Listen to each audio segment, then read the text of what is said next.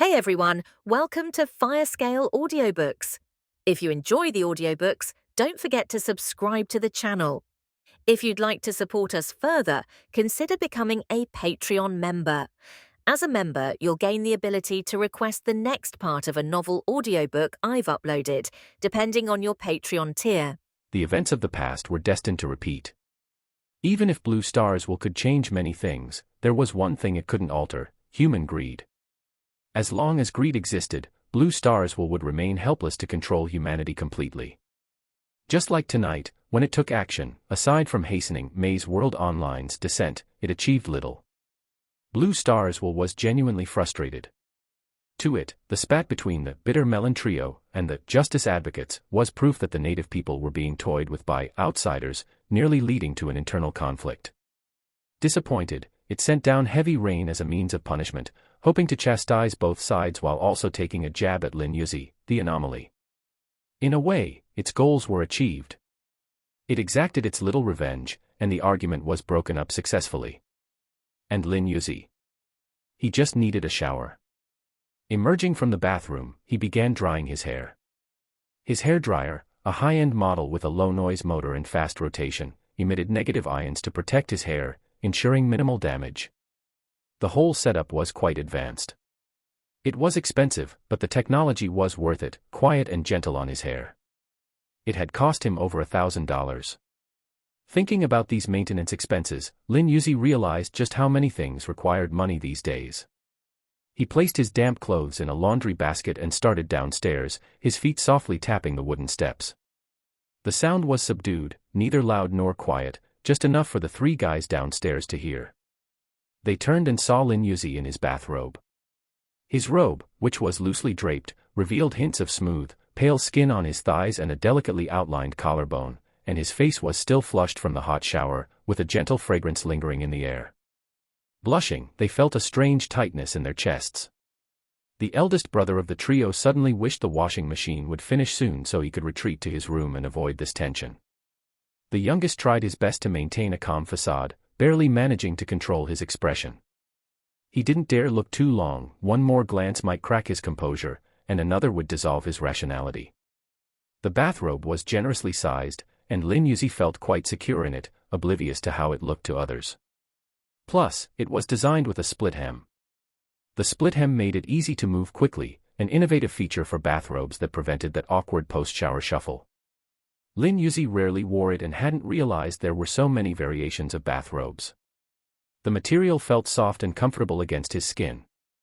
The washing machine finally chimed, signaling the end of its cycle. The trio hurriedly retrieved their clothes from the machine, threw them into a basket, and rushed back upstairs. So strange, Lin Youzi mumbled, tossing his clothes into the basket before heading back to his room. His hair was about 70% dry, but he knew it needed to be completely dry before bed. Sleeping with damp hair under the air conditioning could lead to catching a chill. Even if the chance was small, he didn't want to risk it, he had too much to lose. Once his clothes were in the washer, Lin Youzi returned to his room. He opened his computer, checking on the international futures market. Everything seemed normal, nothing out of the ordinary caught his attention. The price of rare earths was still soaring, now at 700,000 per ton, a jump so extreme it felt suspicious. Some old hands on the market were keenly sensing that someone might be inflating prices to cash out. As a result, trading in the rare earths market slowed to a halt. On a rare earths forum, Lin Youzi's name popped up again in the discussions. The recent market's been odd. Why have prices risen so high? Is there some insider trying to cash in on us? Fortune favors the bold. I've already bought 10 tons. People from various countries joined in, with smug messages from people on Neon Island. One user boasted that they doubted prices would fall, claiming insider knowledge. Later this year, Neon would heavily invest in technology, which would consume a lot of rare earths, thereby driving up prices further. But he forgot a crucial point. When the total supply of rare earths remains constant, prices only rise if demand increases. Supply not meeting demand, and supply exceeding demand, are two entirely different matters. I think I'll wait and see. 700,000 per ton is too high, maybe I'd go in at 600,000. Many were still thinking rationally. Among those following the trading market was, of course, Huayu Nation. At a certain regional mining office, the department head was excitedly discussing a particular plan with his team around a long table. The department head spoke first. Is this feasible? National Day is coming up, and this will be a grand gift that Huayu Nation will absolutely appreciate. Director, the plan is sound. We're currently applying for the mining permits, and once those are in hand, we can start digging. Excellent. This rare earth mine is bound to give the world a little shock from Huayu Nation. The department head was thrilled. This wasn't just any rare earth deposit, it was larger than all previously discovered reserves. This area had been surveyed before, and at that time, no rare earth resources were detected. Now, through sheer chance, someone happened to check with their instruments and uncovered a rich deposit deep underground. This unexpected discovery had brought immense joy to everyone at the mining office. Having the upper hand, they sold this insider information to select companies, making a profit along the way. The companies that received the information quickly began offloading their rare earth stocks, expecting the price to drop. Too many sell-offs would indeed push prices down. But these companies were backed by sharp financial experts who deliberately set the rare earth price ceiling at 700,000 per ton. This was a fake price, designed to raise investor expectations. At the same time, they released large quantities of rare earths at lower prices, enticing people to buy the dip, thereby successfully executing a harvesting scheme. When it came to finance, Lin Youzi wasn't well versed. He was simply leveraging the advantage of foresight, profiting from information gaps. If he truly understood this field, he'd open a company and secure long-term wealth much faster. Or he could invest in stocks that would skyrocket within a year, an easy way to make money. In stock trading, profits largely come from dividends once the company itself earns money. But he knew little about that. His preparations in his past life had been minimal, he only knew about the most significant events, and only those that would happen within the year. One of the major upcoming opportunities he remembered was next March's currency exchange event. After the currency shift, natural gas prices would experience fluctuations. There wouldn't be many money-making chances left after that. He wondered how much he could make. He hoped it'd be enough to buy that plot of land in the Eastern District. After browsing through the rare earth forum discussions for a bit longer, he turned off his computer. Then, he turned off the lights and went to bed. And with that, another day passed. The next morning, the three early risers went off for their military training. As usual, Lin Youzi made his way to the security pavilion at around 9. Last night's rain had brought cooler temperatures, and he could clearly feel the refreshing change in the air. Old Master Guan chuckled as he led the way to the riding grounds. This time, he was planning to surprise Lin Youzi.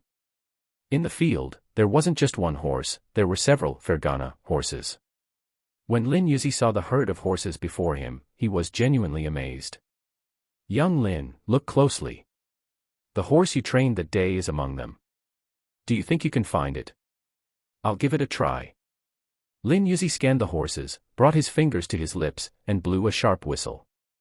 Beep. The clear, piercing sound rang out. It was vibrant and penetrating. One horse's ears twitched, and it looked up, spotting Lin Youzi.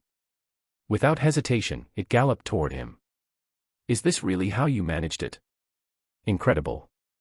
Old Master Guan was genuinely impressed. He hadn't expected that in just a single day, Lin Youzi could establish this kind of bond with a horse. With just a single whistle, the horse had come running. It was, honestly, too cool. But old Master Guan wasn't about to be outdone. He brought his pinky finger to his lip, took a deep breath, and blew hard. Beep, A clear whistle pierced the air, and from within the group of Fergana horses, another horse charged out. Shock. Lin Youzi was stunned. When had old Master Guan tamed an Akaltek as well? Sensing his surprise, old Master Guan smirked. Not bad, right, young Lin? Impressive. The old master hadn't lost his touch at all. Now, the two horses seemed to be competing, each striving to be the first to reach its master. But Lin Youzi's horse had a slight advantage, both in speed and physique, and was the first to reach him by a good 2.5 seconds. As soon as it arrived, Lin Youzi swung himself onto its back with a quick, fluid motion. Old Master Guan also mounted his horse with ease. Young Lin, if you're serious about learning, I'll teach you for real. My family lineage descends from the martial saints, which is why I've humbly taken this position as a lowly security guard. More shock. Once again, Lin Youzi was floored. He had never expected Old Master Guan to have such a prestigious background. In my family, we practice both archery and saber techniques. Now, let's see what you're made of. It would be my pleasure. Was this to be his first real battle in the real world? Lin Youzi could feel a fire ignite within him. A gust of wind swept through the grounds, adding an extra layer of challenge to the archery duel. The old stableman handed each of them a quiver. They each received 10 arrows, divided into red and blue colors. The targets were no longer fixed. Instead, Old Master Guan's son and daughter would each throw circular targets into the air. The targets, each with a diameter of 6 inches, would be launched from a distance of 50 meters and only become eligible for shooting once they began to descend. To ensure absolute fairness, a high-speed camera was set up to capture each shot. They took their positions. Obstacles lay ahead, meaning they'd need to steer their horses through while simultaneously shooting at the targets. The competition would end once all targets had fallen. The rules were simple, but the simplicity left ample room for skill. The stableman stood between the two riders and raised a red flag. After a 3-second countdown, he swung it down sharply. On cue, Old Master Guan's children launched the targets into the air. The horses began to gallop. Lin Youzi had red arrows, Old Master Guan had blue. _whiz, _. The blue arrow shot first. Old Master Guan's daughter didn't have much strength, so her target didn't soar very high before beginning to drop. And with that shot. Bullseye. The arrow pierced straight through. The stableman used binoculars to score the shot. Old Master Guan's blue team was temporarily in the lead. But Lin Youzi's hand remained steady, his eyes trained on the target, riding his horse with calm confidence. This was more than trust in his steed, it was the trust he'd need for the battlefields of the future. If he couldn't trust the horse under him, how would he face the chaos coming in a year's time? Thankfully, his horse didn't let him down.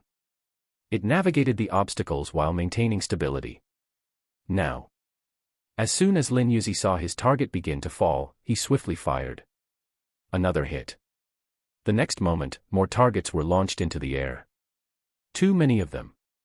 He had to quickly identify the ones descending while aiming for the correct colors. The challenge was immense. To make matters worse, the targets didn't all fly in the same direction.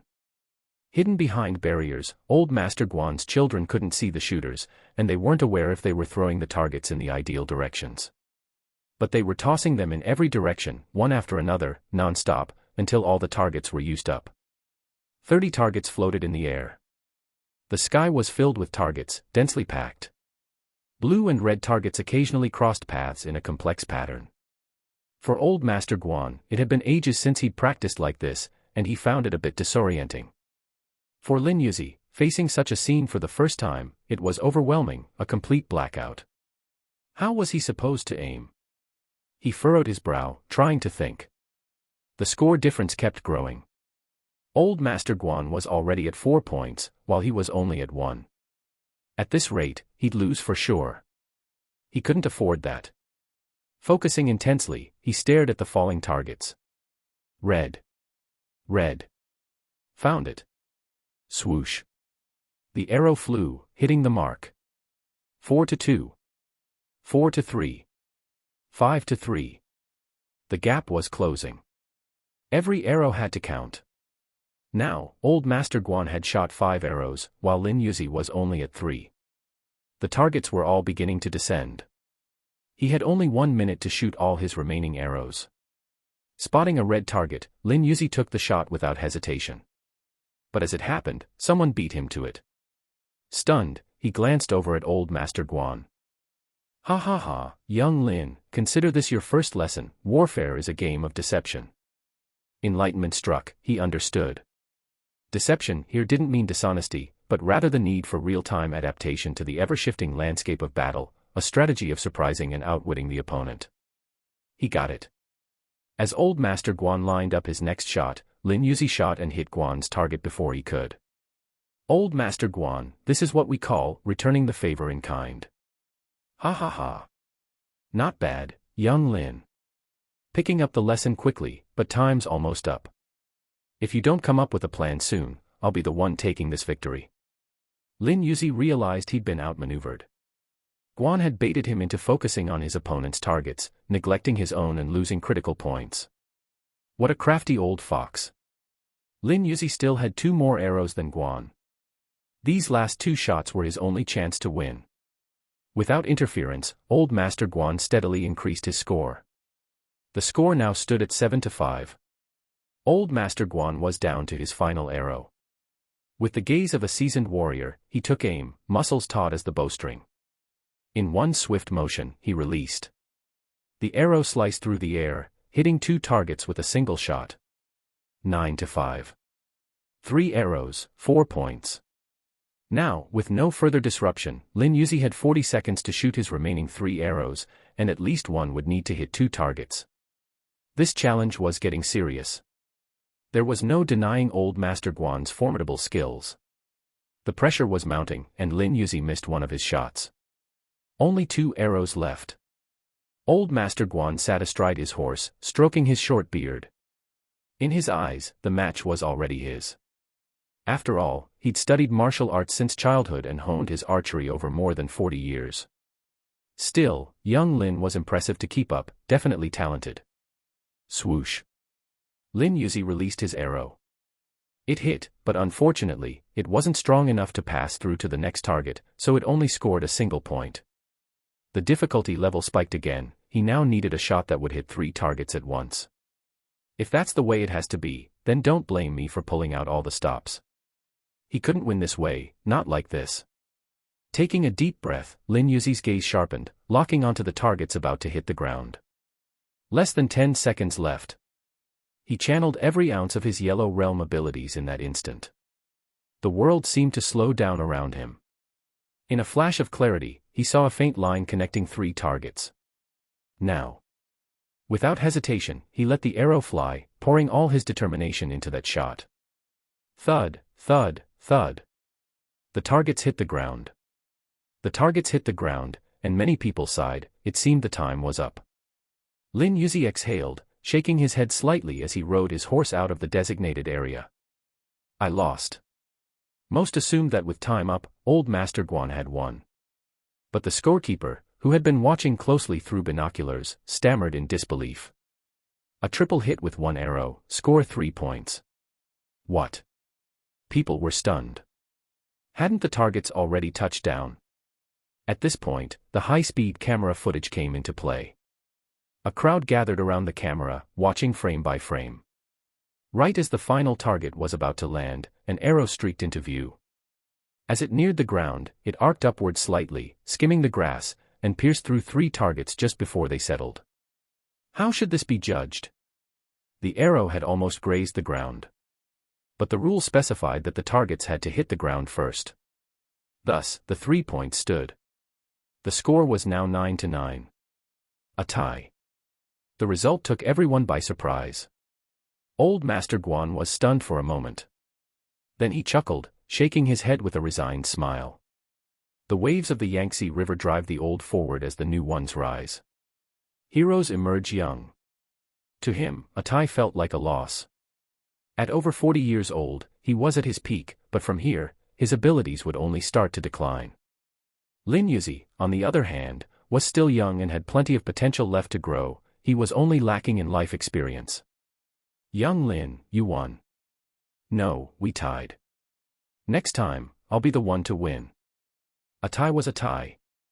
After speaking, he led his horse back to the corral, patted its head, murmured a few words, and handed over his bow and quiver to the stableman before leaving the field. Old Master Guan stood silently, a pensive look on his face, while a nearby horse nudged him gently, as if offering comfort. I'm fine, just a bit nostalgic, he said softly. Anyone, upon realizing their prime has passed, might feel a pang of wistfulness. The Guan siblings exchanged glances, unsure of what to say. It was their first time seeing their father give his all. It was impressive, like something out of a martial arts film. And yet, that student was even more impressive, managing to keep up with and ultimately match their father. Wan City truly was a haven of hidden talent, attracting masters from all over. So, what was this master doing now? After buying groceries, he went back to cook. It was almost noon, and his roommates would be back soon, so he prepared extra in case they hadn't eaten or were still hungry. If they had already eaten, he could just put any leftovers in the fridge for dinner. He planned to rely on a bit of pity appeal, since he was genuinely out of money. With barely 1,000 yuan left, his finances were stretched thin. The smell of cooking filled the air as the range had worked hard to keep up. After a few minutes, a simple mix of meat and vegetables was ready. Right on time. His roommates returned. As Lin Youzi had guessed, they had already eaten. Seeing the dishes on the table, they politely declined, saying they'd shower, sleep, and get ready for afternoon training. Then the eldest roommate started talking about the unusual intensity of their instructor's drills today. Apparently, the training had ramped up, and some freshmen were struggling to keep pace. Rumor had it that the army would be joining later on. When that happens, the training intensity would be unimaginable. Finally, the annual martial arts competition was open for registration. Everyone's main concern, naturally, was the prize. The eldest shared today's details about the rewards. First place could win a house, a car, and a cash prize of 5 million yuan. Second place would receive only the cash prize of 5 million yuan. Third place, only a house. Fourth place, only a car. For ranks 5 through 10, the prize is 1 million yuan. From 11th to 100th place, it's 500,000 yuan. Beyond that, the prize distribution varies by city, with each local government determining the rewards. Since this competition is co-hosted by Wan City Martial Security University and the Wan City local government, it has significant backing from higher authorities, enabling such generous prizes. This level of support reflects the high importance placed on the martial arts tournament by the upper echelons. Wan City Martial Security University has promised that if any of its students secure a top 4 spot, regardless of major or graduation status, the president of the university will grant them one request, as long as it's within legal bounds. But, realistically, with so many top martial artists competing, securing a top 4 position is almost an impossible dream. Each year, second- and third-year students sign up, but none have achieved it. There are even graduates who continue competing without ever breaking into the top 10. The highest achievement so far was a 43rd place finish by someone in their 30s. After all, the age limit for the competition is between 18 and 50, and those around 30 tend to perform best. Representatives from various sectors participate every year. This year is no exception. With only one day since registration opened, the participant count has already surged to 2 million. Participants may compete anonymously, using a code name. However, winners must reveal their identities.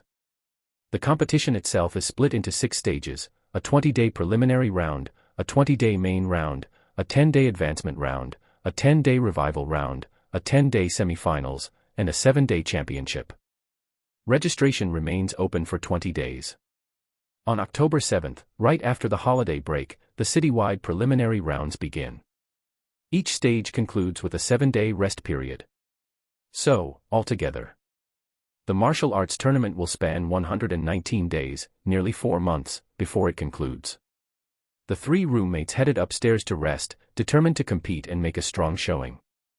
The prize money wasn't their main goal, they were after the prestige. To earn the title of one of the nation's top 100 martial artists. That was undeniably cool. It would be incredible. After lunch, Lin Youzi fell into deep thought. The top 4 rewards didn't particularly interest him, but the university president's promised favor did. He had been pondering how to acquire a horse.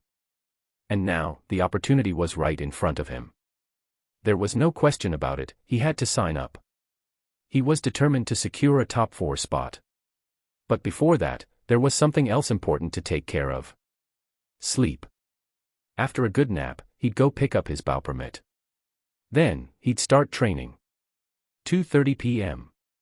All 4 of them had come downstairs, refreshed. Shaolin, are you headed to military training? No, I'm going off campus for a bit. All right, we'll head out first, then. His roommates wisely refrained from asking if he planned to compete. After all, they didn't believe he could enter the tournament. With his disability permit, his thin frame, and his lack of military training experience, those three reasons kept them from bringing it up in front of him. Lin Youzi had no intention of explaining, either. He planned to compete under a hidden identity. After placing in the top 4, he'd simply present the medal to the university president. As for the rewards, he intended to deliberately avoid claiming them, just to see what twists fate might throw his way.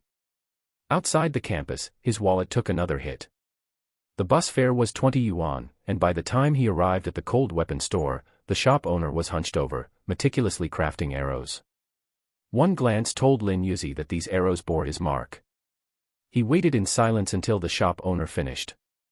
Without saying a word, the shopkeeper glanced back at him and pointed to a nearby table. "Your bow permit is over there. Pick up your bow and arrows at the end of the month." "All right. If you're all set, go ahead and close the door behind you. Hang up the closed sign on your way out." "Will do." When the shopkeeper had told him to take the door with you, Lin Youzi, of course, didn't literally remove the door from its hinges and carry it away. He knew better than to take things at face value and fall into a language trap. After closing the door and hanging up the closed sign, he left the cold weapon shop. Under a tree nearby, he took a moment to examine his new bow permit. Issued by the Martial Arts Association of Huayu, the permit was a red booklet. He flipped it open. On the left side was a description explaining the permit's origins. In response to Huayu's national initiative to strengthen citizens' physical fitness and standardize bow usage regulations. On the right were placeholders for personal details, name, ethnicity, gender, photo, and an official seal. However, every field was blank except for the seal. The shopkeeper's a straightforward guy, he chuckled. He'd left it up to Lin Youzi to fill out his own information. In the lower right corner of the page was a unique identification code, matching the code engraved on his arrows: one person, one exclusive number. The reverse side of the right page included spaces to log usage dates and times. On the right side, the permit detailed registered bow and arrow types, as well as the materials used in the arrows. 2 fixed photos were attached, adding an air of seriousness and authority. Tucking the thick, red booklet away, he glanced around. Nothing unusual happening today. Well then, it was time to head back and complete his tournament registration. Scene shift. He sat at a desk, a computer in front of him. On the registration page for the martial arts tournament, he saw options for anonymous registration and real name registration. He clicked on anonymous registration. The screen prompted him to enter nickname and enter age, and that was it. After clicking next, a waiver form appeared. He opened it, and the first line read, "I have read and fully understand." The gist was simple: participants needed to ensure they had no health issues and met all entry requirements. Otherwise, any consequences would be on them. They're serious about this, doesn't seem like something they're taking lightly. His expression grew a bit more serious as he checked out the real name registration section. The information required was extensive, not just name, gender, and age but also occupation, medical history, and even scans of his ID card. Finally, it even requested submission of medical certificate and purchase of insurance. Too much hassle. Abandoning real name registration, he completed his entry under anonymous registration. Congratulations. Your registration is complete. Match regions will be assigned on October 1st. Please print your participation slip by October 3rd. So, that's it. He was curious to see what the participation slip would look like. This whole process was new to him, a bit exciting even. But in any case, he'd successfully registered. Now, what next? Shuri Fang had already arrived on campus. Should he go see her under an alias or keep postponing it? After a few moments' thought, he decided to wait a bit longer. After all, when Mystic Realm Online arrived in a year, things would take a whole new turn. Meanwhile, tonight's military training for the martial arts majors was different. Students from 3 classes had combined into a group, gathered in a circle on the field. The instructor was talking about the history of the martial arts tournament. "Instructor, have you ever participated?" "Of course. I compete every year." At this, the 3 friends who had already decided to sign up the bitter melon trio felt a twinge of anxiety. Only now did they fully grasp how fierce the competition would be. The instructor went on to say that all the instructors in the dormitory had registered for the competition. In past years, even the instructors had been unable to break into the top 100, but this year they were aiming for that benchmark. And these weren't just any instructors. In Huayu, becoming an instructor required both a college education and military experience. Only after fulfilling these prerequisites could one take the instructor certification exam, and even passing didn't guarantee a permanent position. The certification required annual reviews, no exceptions, and no leniency. Yet, despite these stringent standards, these highly qualified instructors still couldn't crack the top 100. The bitter melon trio felt utterly crushed. After wrapping up the discussion about the martial arts tournament, the instructor asked each student to come forward and share why they'd chosen to pursue martial arts. Starting from 7:30 p.m., the stories continued until 9 o'clock. Most students didn't have grand dreams. For many, the reasons were simple: family expectations, parents' recommendation, a desire to uphold justice. Ordinary dreams, rooted in everyday aspirations. Even among the wealthier students, dreams were simple and unpretentious. Finally, it was time for the female students to share. Shurifang, why did you choose to major in martial arts? Shurifang stood up from the crowd. She was strikingly attractive, with a bold and confident style, the kind of cool girl who took training very seriously. Many could tell she already had a strong foundation. She replied, "It wasn't necessarily my first choice. I heard that this program doesn't require too many cultural courses and offers opportunities like horseback archery, so I decided to join." "And why is that?" the instructor asked. Shurifang replied, "I want time to look for someone." The class broke into teasing laughs and groans. Attending one city martial security university just to find someone. Choosing a martial arts major to have more time to search. Who could it be, if not someone she liked? Many students felt a pang of jealousy and curiosity, eager to know who was important enough for her to seek out so determinedly. Noting the crowd's interest, the instructor encouraged her to share. Shurifang paused, then recounted her experiences with him, beginning from childhood. She spoke for a full half hour, and no one grew impatient. They were captivated, drawn into the story of her past. In the end, Shurifang revealed her hope that, through her classmates, she could finally track down this clueless heartbreaker. She described him, a second-year non-martial arts major, 181 centimeters tall, strikingly handsome, with a reserved and deep demeanor. A person who, once seen, would surely leave an impression. "And what's his name?" someone asked. "Lin Youzi." At that, the bitter melon trio froze. Lin Youzi? Which Youzi? No, the guy this girl was looking for was an upperclassman, not someone in their year. It must be a coincidence, they whispered to each other, dismissing it as a quirk of common names. But the other classmates committed the name to memory, planning to call in favors and see just who could inspire such devotion from a beautiful girl. Later that night, when they lay down to sleep, some of them resolved to prop their pillows a bit higher, hoping they might dream of having such a childhood sweetheart themselves. "What is your dream?" the instructor asked, the final question, posed to everyone. By now, most students had already reflected on their goals. They didn't need to respond aloud but could answer in their hearts. The instructor, seeing the resolve in their eyes, gave a satisfied nod, his expression suddenly turning stern. "Stand up." In one swift motion, the entire group rose, back straight, embodying a spirit of duty and honor.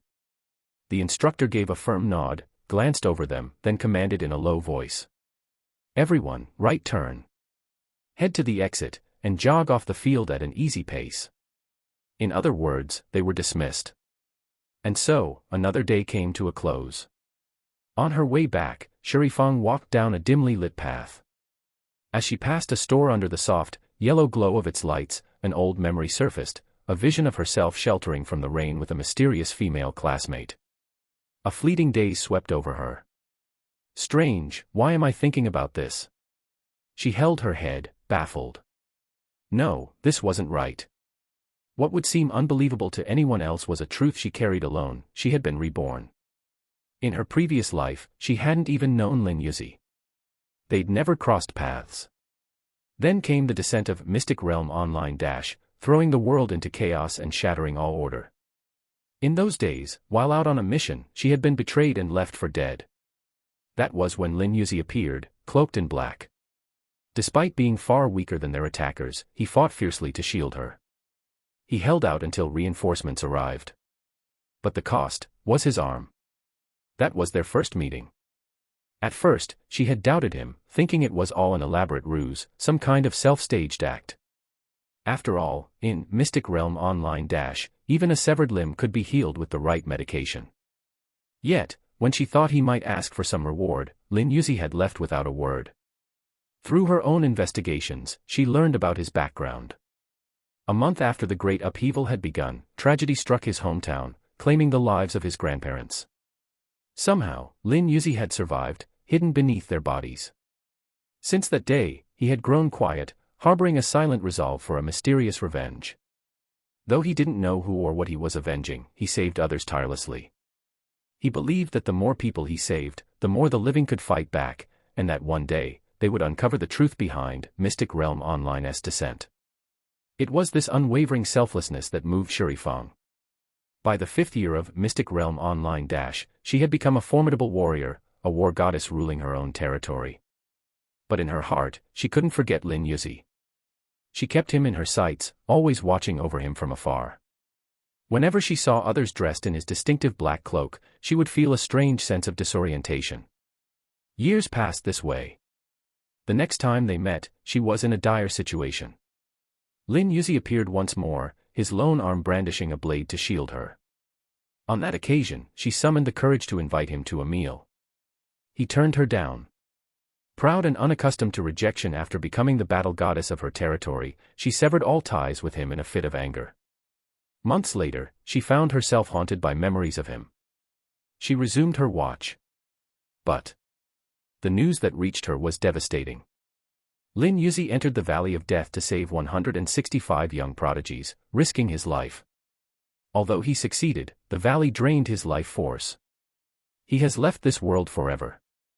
In his final moments, his gaze was steady, fixed on the future. Ahead of him lay the human encampments, brimming with fresh hope.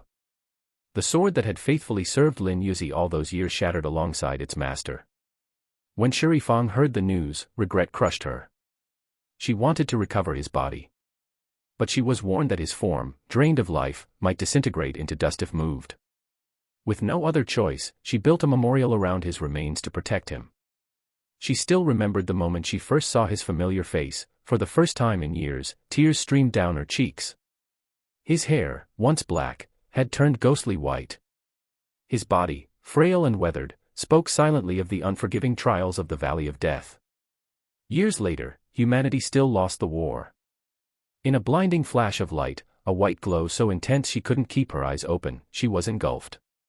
When she woke again, her pillow was soaked through. To her amazement, she found herself reborn, as an infant. From then on. By age 5, she had already tracked down Lin Youzi's address and persuaded her family to move, settling into the house next to his, becoming his neighbor. The tense, relentless life in Mystic Realm Online had left her with no respite, unable to let her guard down. Only at Lin Youzi's side did she feel truly safe. This time, she had made up her mind, this life, she would be the one to protect him. Shurifang rubbed her brow, snapping herself out of her memories. The tragedy of her past life, she would never let it repeat. She would win first place in the martial arts tournament this time, relying on her own strength. Blue Star Online Character Panel. Name, Shurifang. Gender, female. Realm, Human Realm, 5th stage. Abilities, Heroine's Valor, Tactical Wisdom. Unyielding Spirit, passive skill attributes double with each historical female hero's recognition earned. Recognized heroes, Fu Hao, Qin Liangyu. In other words, Shurifang's stats were already doubled. Over her many years in Mystic Realm Online, in the previous life, she had discovered methods to unlock skills ahead of time. Although limited to her own abilities, it meant that even without activating the full power imprinted on the back of her hand, she could still use this workaround to unlock passive skills early. Lin Youzi, I will find you. This time, I swear to protect you. It was the vow of a warrior goddess. In her last life, she had won the favor of more than a dozen legendary heroines. Although her realm had only reached Sky Realm, 6th stage, with her abilities multiplied over tenfold, she could even clash with those of the Immortal Realm. She still wondered what Lin Youzi's true power had been in that past life. Somehow, he had held off an Immortal Realm attack while in a lowly stage, fighting until reinforcements arrived. Rumor had it that he had sacrificed his life force to create a shield immune to all damage. Shurifang believed this to be true, which only reinforced her resolve to change his fate this time. She would be the one to protect him, preventing him from sacrificing his life in vain. Late night. In the stables, a lone horse's eyes glinted with a glimmer of intelligence. As it lifted its head, the moonlight caught its mane, revealing a faint, mysterious pattern across its coat. This was no ordinary horse. All across the world, changes were stirring. Mystic Realm Online had been offline for 2 weeks, and many individuals were beginning to take action. Some people, discovering their newfound powers, began forming sects and churches. Others, believing they were the world's protagonists due to their abilities, acted recklessly and were eventually captured, becoming subjects for research. The accelerated invasion of Mystic Realm Online, on account of Lin Youzi, had hastened the world's transformation. The impact that should have taken 3 months was now manifesting in only 2 weeks. Among the first 1,000 to receive their character panels, not all were human. The Lord of the Mystic was impartial. Any creature with intelligence, even without a computer, could access the game. The computer had only been a conduit. Didn't Lin Youzi's invitation appear directly on his retina? All he had needed was to focus. But unfortunately, there were no what-ifs. Tonight was a sleepless night for many. Numerous awakened creatures began to move. In the wilderness, animal activity intensified. And no one yet knew. Elsewhere, a general cloaked in army green led a select group of early access players with character panels, training soldiers in combat techniques. All of this was preparation for the approaching upheaval. The next morning. As the first light of dawn crept over the horizon, the chirping of birds filled the air. The early bird catches the worm, and for the early worm, the bird awaits. In a nest outside, a brood of young birds waited eagerly, hungry mouths open, for their mother to return with food. It was all imported food, so they could eat with complete confidence. After they had their fill, the nestlings felt the warmth rising and settled back down to sleep. With her young now asleep, it was the mother bird's time for herself. Now, she had to fill her own stomach. Of course, in the wild, a single misstep could turn her into a meal for something else. But here, on campus, she was safe. Lin Youzi gazed at the trees outside his window, feeling as though he had woken from a strange dream. In the dream, he was strong and striking, a one-armed warrior wielding a sword, burning his life away to save others. Strange. I even dreamed of Shurifang. She was crying for me, looking heartbroken. Did I die in the dream? He spent the entire morning reflecting on this dream, so much so that he arrived at the stables much later than usual, where old Master Guan had been waiting for quite some time. Fortunately, Lin finally made it, and after a quick wash and a hurried breakfast, he dashed over to the stables. "Ah, you're late today, young Lin," old Master Guan noted. "Got held up with something." "I see." Old Master Guan nodded in understanding, then changed the topic. "So, have you decided if you'll enter the martial arts tournament?" "I'd like to give it a shot." "Oh, you're thinking of entering." Old Master Guan looked at him in surprise, then nodded, musing aloud, "Well, that makes sense. You've got good skills, it's only natural you'd consider it. Any particular rank you're aiming for?" "The top 4. Lin Youzi spoke openly about his goal, to place in the top 4 and bring the horse home. Once he had the horse, he'd need to get it registered, which required a trip to the horse registration center. Only after passing a riding exam could he take the horse on the road. At the center, they'd affix a registration tag with a unique code and QR code to the horse's forehead, allowing anyone to check its registration status. The top 4. That's not an easy rank to achieve. Old Master Guan knew just how challenging that would be, thinking he should advise Lin to set a more realistic goal. But Lin was determined to place in the top 4, there was no other option for him. With confidence, he replied, "How will I know if I don't try?" "Well, if you're that set on it, I'll teach you some new techniques." "Great." Lin held old Master Guan's skills in high regard, his archery and horsemanship were peerless. He admired him as the first below the true masters. Learning from someone like him was an invaluable opportunity. Meanwhile, old Master Guan himself was warming up to the idea of joining the tournament. He had never been interested before, finding it all a bit pointless. But now that young Lin was competing, he was itching for another chance to face him. That tie from the other day still lingered in his mind, and this time, he was determined to settle the score. Those who train in martial arts carry an inherent drive to keep pushing their limits. Besides, everything old Master Guan knew about martial arts was inspired by the famed martial saint of Wan City's gates. This was none other than Guan Yu, the martial saint, known for his disdain of those he saw as worthless, his fierce sense of honor, and his fondness for reading the spring and autumn annals. Old Master Guan hadn't inherited Guan Yu's close combat style with the green dragon crescent blade, but he had mastered horseback archery. Up close, his skills weren't as strong. Instead, he was more of a storyteller when teaching combat techniques. Fortunately, Lin had great intuition. He understood techniques quickly and picked up many combat insights. For example, never punch someone in the face. Striking someone's face can make them furious, and rage can amplify their strength. Aim for weaknesses, and when facing multiple opponents, try to take each down with a single strike. Your movements need to be quick, precise, and powerful. Your stance must be rock solid. Dodges should follow a rhythm, and your shifts in position must stay calculated. Familiarize yourself with the body's meridians. Strike in a way that leaves them dazed and vulnerable. Old Master Guan shared numerous insights and techniques, leaving Lin Youzi deeply impressed. With such a strong martial heritage, there was indeed something special about his teachings. After committing the advice to memory, old Master Guan told him to return the next day. He planned to set up a wooden training post for him to practice. Later, he would bring in a mobile post for more dynamic exercises.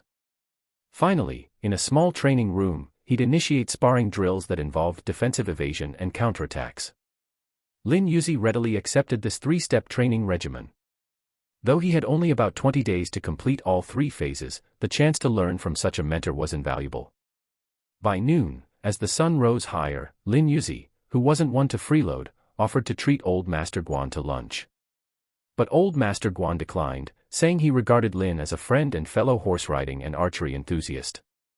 Sharing his close combat techniques was nothing extraordinary in his eyes, and it didn't warrant any payback. If Lin wanted to repay him, the best he could do was to keep training hard. Lin was touched by old Master Guan's humble and generous attitude. Still, he figured that, if the old man himself didn't want anything in return, perhaps he could do something nice for his children.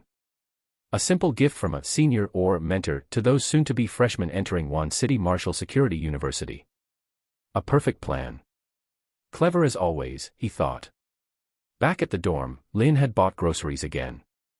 Yesterday's attempt to gain a little sympathy from his roommates hadn't succeeded. But today, he would make it work. After dinner, he sat down on the sofa, intentionally leaving his phone out so he could check his dwindling balance over and over. Even after his roommates came in, he acted as though he hadn't noticed them, his brow furrowed as if he was weighed down with endless worries. On his virtual bank screen, less than 1,000 yuan remained. And more than half a month left to go.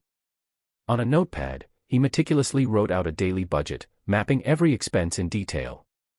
Negative 560 yuan for 16 days. The campus cafeteria had a 30% student discount. Even with that, each day would cost him 30 yuan. 16 days at 30 yuan would be 480 yuan, barely enough. And he'd still need a bit of money for commuting. So he planned to buy ingredients directly. The campus grocery store didn't offer discounts, but with only 20 yuan per day, he could still make it work. 16 days would come to 320 yuan. The only downside: eating the same meal every day without any change in flavor. With 160 yuan left, he noted he'd need that for extra water and salt to stay hydrated during his training. For further savings, he jotted down an idea: refill a water bottle with salt water in the dorm to save on drinks. Behind him, his three roommates held their breath, watching him in silence. As wealthy second-generation students, they'd never worried about money for daily expenses. Seeing this budget plan was a novel experience for them, stirring an unfamiliar feeling in their hearts. The feeling was hard to pinpoint. Was it sympathy, curiosity, or simply surprise? They couldn't quite say. Unsure, they chose to stay quiet, not wanting to risk hurting Shaolin's pride if he discovered they were watching. But as the minutes ticked by and the room grew warmer, their quiet breaths did little to hide the faint scent in the air, one that even a mildly attentive Lin Youzi couldn't miss. He kept his expression neutral, pretending not to notice as he continued jotting down his plan. Under the fruit category, he hesitated, then finally wrote, -50 yuan for fruit. Since he was going all in with his sympathy play, he'd see it through to the end. For essentials, he wrote down a budget of -100 yuan for daily items. With the remaining 10 yuan, he added bus fare to cover transportation costs before finally closing the notebook and settling down to eat. At dinner, Lin Youzi continued to act as if he hadn't noticed the three roommates watching him. Tricking his roommates like this was honestly just too cool. As he ate, he carefully controlled his portion size. Then, as if by accident, he looked up, noticing the three of them and putting on a startled expression before nervously hiding his notebook. "Oh, have you guys eaten yet? If not, feel free to join me," he said softly. Little Lin is still so kind, inviting us to eat with him. Even though he barely has enough for himself, he's so selfless. Ugh. The three roommates were deeply moved. Finally, they understood why Lin always seemed to eat so little while offering to share with them. At first, they thought it was just him trying to maintain his figure. But now they realized it was because he was saving food for later. Thinking back on all the times they'd casually eaten with him, even after having had their own meals, they couldn't imagine how Lin must have gone hungry on those days. The more they thought about it, the guiltier they felt, almost moved to tears. These poor rich kids, they had never experienced the cruelty of real life. And now, Lin Youzi had them wrapped around his finger. Struggling to keep their composure, they politely told him they'd already eaten and went upstairs. Once upstairs, they huddled together. The eldest suggested, "How about we give him some money?" The second replied, "No way. Didn't you see how he hid that notebook? He clearly doesn't want us to notice." The third added, "Yeah, and he's so shy, with a lot of pride. We can't just hand him cash." "So, what do we do?" the second asked, turning to the third for ideas. The third, who was a bit sharper, thought for a moment and said, "We could buy groceries to cook with him. We'll say it's for him to make dinner, and then we can eat together without it seeming like charity." "Good idea." The other two nodded in agreement. "We can even bring fruits, too. It's not like we can't support Lin if the three of us pitch in, right?" "Exactly. Ha, let's do that, then. We'll talk to him when we get back this afternoon. Eldest, you'll be the one to explain it." "Fine." The three roommates proudly settled on their plan, while downstairs, Lin Youzi smiled in satisfaction. Perfect. His dear roommates were truly clever. But just to ease their guilt even further, Lin Youzi had some preparations to make. Since he knew they'd be back early, he planned to time it so they'd catch him eating leftovers. "Go ahead, my dear roommates, let your hearts overflow with compassion." Laughing to himself like a true villain, Lin ate quickly, washed up, and headed back to his room. He stripped down and got ready to sleep. Don't overthink it. He was still wearing pajamas. Anyone with their mind in the gutter should face a firing squad. In the room next door, the three roommates sighed in unison after hearing his door close. They thought to themselves that maybe Lin was just so hungry that he often slept to keep the hunger at bay. Just look at how thin he was, 170 centimeters and barely 100 pounds. With their hearts heavy with guilt, they drifted off to sleep. 1 a.m. The eldest opened his eyes. Unable to sleep at all, the eldest tossed and turned, guilt gnawing at him. He had more than enough money, yet he still freeloaded food. What kind of person does that? The second and third roommates were just as restless, their minds echoing the same thought, "I'm such a terrible person." By 2:30 a.m., the three of them finally got up. Opening their doors, they exchanged weary glances, each seeing the exhaustion in the other's eyes. "Today we're supposed to assist the instructor in training. Showing up like this, we're definitely gonna get yelled at," said one. "Let them yell," replied the eldest. "Might as well go down with the ship at this point."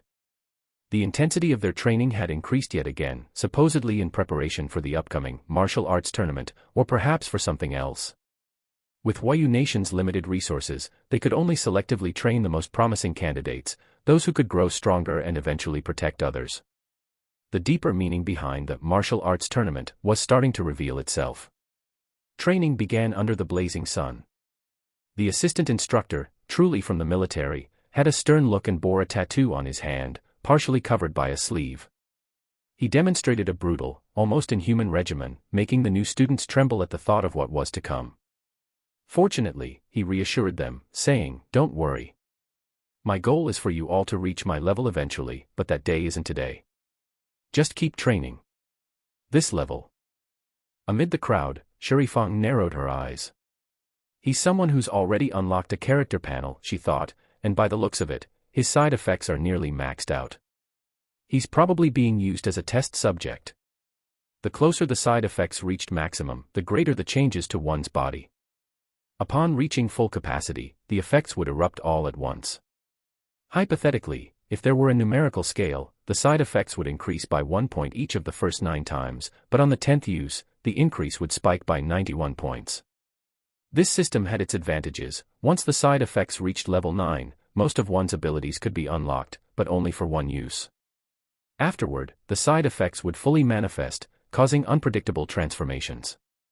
Each person's side effects were unique, and Shurifang didn't know her own yet. However, she had once seen a realm practitioner with a devouring ability who, upon maxing out, transformed into a boar demon king.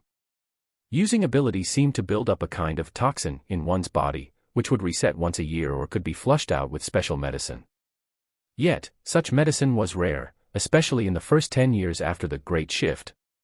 The toxin only accumulated when using ability-expanding techniques, so people weighed each use carefully. Before Mystic Realm OL arrived, side effect patterns were erratic and unpredictable. Shurifang suspected, however, that blue stars could influence pre-release side effects. She covered the shield and sword tattoo on her hand with a bandage, passing it off as sun protection. The assistant instructor took charge, and training officially began. Meanwhile, in a small villa. After waking up, Lin Youzi looked in the mirror. 3 petals on his shoulder had lit up. Strange. What was their purpose? Touching the petals, he felt nothing unusual. They seemed to be a part of his skin, completely normal. Even in his previous life, he'd never discovered their purpose. Recalling some online discussions about patterns, he decided it might be worth asking an acquaintance who seemed to know more. After all, he'd seen that group of mysterious people in green coats with similar patterns on their hands. With that thought, he opened his laptop and messaged an online friend known as Clumsy Circle. "Unrivaled handsome guy, you there? Clumsy Circle, tell me what you want first, then I'll decide if I'm here or not." Yanzhou was in a bit of a bind lately. His secret stash of money had mysteriously disappeared, and he'd been caught. It all started when a friend of his wanted to borrow some money to buy land that would yield rare resources once the game world arrived. But Yanzhou wasn't the only one who knew this secret. So, he and his friend had planned to pool their funds. The only problem? They were $1 billion short. When the friend asked to borrow some of the missing amount, they learned that Yanzhou was, in fact, broke. Assuming he'd been scammed, the friend went straight to Yanzhou's father. After learning about it, Yanzhou's father scolded him thoroughly, put him under house arrest, and told him to focus on his training. "If you don't make the top 10 in the martial arts tournament, I'll break your legs." Needless to say, the family's combined resources made buying the land easy, but Yanzhou was now quite wary of any further loan requests. The reason he'd been caught in the first place was because he'd loaned a large amount to a girl he'd met online, which led his friends to tease him as a simp who'd been swindled. In truth, he had known her for almost 10 years and trusted her completely. If she'd wanted to scam him, she could have done so long ago. In fact, most of the fortune he'd accumulated over the years was thanks to her, as she'd taught him how to profit from cryptocurrency early on. In his dorm room, Lin Youzi read the reply and frowned slightly. What's this supposed to mean? He thinks I'm here to borrow money again. He decided to skip the explanation and go straight for a playful complaint. Peerless handsome guy, so you think I'm only here to ask for money? I can't believe you'd think that about me. Clumsy circle, no, that's not it. All right, fine. Tell me what's up. Satisfied, Lin Youzi got down to business. Peerless handsome guy, so, I've been doing military training, and I noticed some people have designs on the back of their hands. Is this a new trend? Some guy had a big pot tattooed on his hand. Clearly, he was making up the pot detail, but the important part, the pattern on the back of the hand, was true. He left the specifics open-ended, allowing his friend to interpret it as he wished. Back in his family's manor, Lin Youzi glanced at his own hand instinctively. Definitely not a pot, he thought, looking at the halberd symbol on his skin. Clumsy circle, maybe it's just some special preference. I'd suggest keeping your distance from anyone with these tattoos. They might be a bit strange. Peerless handsome guy, all right, fair enough. Peerless handsome guy, by the way, I'll repay the money next month. Clumsy circle, sure. With that, the conversation ended. Lin Youzi was now certain that his friend knew more than he was letting on. Back at the manor, Lin Youzi frowned thoughtfully. He remembered that peerless handsome guy had mentioned attending university in Wancheng, a city with several schools, including the one hosting the martial arts tournament finals. Looks like I need to join this tournament, after all. In his dorm room, Lin Youzi leaned back from his computer, looking up at the ceiling. He definitely knows something, he's just keeping quiet about it. Sigh. The feeling of not being trusted stung a bit. Oh well. I'll just have to dig into this myself. Determined, he began scouring the internet, looking for any clues or signs of similar strange occurrences. He sifted through every mention of unusual incidents, hoping to piece something together. Before he knew it, it was already afternoon. Not that he had anything better to do. Training sessions were only held in the mornings. After all, even Director Guan had other duties, like patrolling campus. He couldn't spend all his time supervising training. Much of the work had to be self-study. Sitting at his desk, Lin Youzi jotted down numerous strange events he'd found online. Once he got paid next month, he planned to investigate some of these things in person. He wanted to see for himself what might happen when one of these patterns lit up. Sorry, Director, but it looks like I'll be asking for another leave soon, he thought with a smirk, leaning into his mysterious student persona. Meanwhile, in his small villa, smoke curled from the chimney as Lin Youzi set his sympathy trap into motion. He took some leftovers from the fridge, warmed them up, and sat down to eat. His ears pricked up as he heard 3 pairs of footsteps approaching. Quickly devising a plan, he began to act. Cough, he started hacking, as if he'd eaten too quickly and choked. He got up, poured himself some water, gulped it down, and then resumed his meal with haste. Outside the door, his 3 roommates stood silently, watching through a small gap. Going in now would feel like they were intruding on Lin's private struggles, so they decided to wait it out. Despite the sweltering heat outside, they stayed put, uncomfortably enduring the stuffy air. Once Lin finished eating and washing up, he came out with a casual smile, acting as if he hadn't noticed a thing. Oh, Lin, you're already done. That was quick, said one. We were just planning to buy groceries and cook for ourselves here. Yeah. Your cooking is so good. We thought maybe you could help us out, and we'd get to eat as much as we want, and maybe get a bit closer as friends, too, added another. Exactly. We'd all eat together, and you'd just be our chef for a while. How does that sound? Chimed in the third, their nervousness clear in their jumbled words. Lin Youzi got the gist immediately, his face darkening. Acting required commitment, after all, and he couldn't agree too quickly. So, are you pitying me? No, of course not, they blurted, all 3 shaking their heads. Of course, Lin wasn't actually broke. His grandparents were retired government officials with hefty pensions. If he really needed money, he could just sweet-talk them a little. He was waiting until Mystic Realm OL launched to contact them again. Any unusual behavior right now would raise suspicion. In fact, he hadn't even called them once in the past year. Thinking about it now, a pang of guilt tugged at his heart, bringing unexpected tears to his eyes. He hadn't meant to cry, but now that he was, it gave his performance an authentic edge. His roommates, however, were thrown into a panic, thinking they'd really hurt him. I'm such a terrible person, they all thought, their guilt rising. Lin, don't cry. "We didn't mean to look at your private stuff," one stammered. Yeah, it's all eldest's fault, he peeked at your plans," added the second, piling the blame on. "It's true, it's my fault. I just thought the cafeteria food was bad and maybe we could all eat together," the eldest trailed off, his voice full of regret. Seeing their frantic attempts to apologize, Lin broke into a smile. He mentally apologized to his grandparents, promising himself he'd return in a year to explain everything. His roommates visibly relaxed as he laughed, although they suddenly had nothing else to say. Sensing this, Lin held out his hand. "So, you want me to cook for you? Hand over the groceries." "Oh, right. Here, Lin, take them," they replied, rushing to give him the bags. "There's a lot of food here," one of them said. "If you can't finish it all, just put the rest in the fridge." Lin hefted the bags, genuinely surprised at the weight. They really had bought a lot of supplies. Lin Youzi had just set the bags down and begun organizing the ingredients when someone's stomach growled loudly.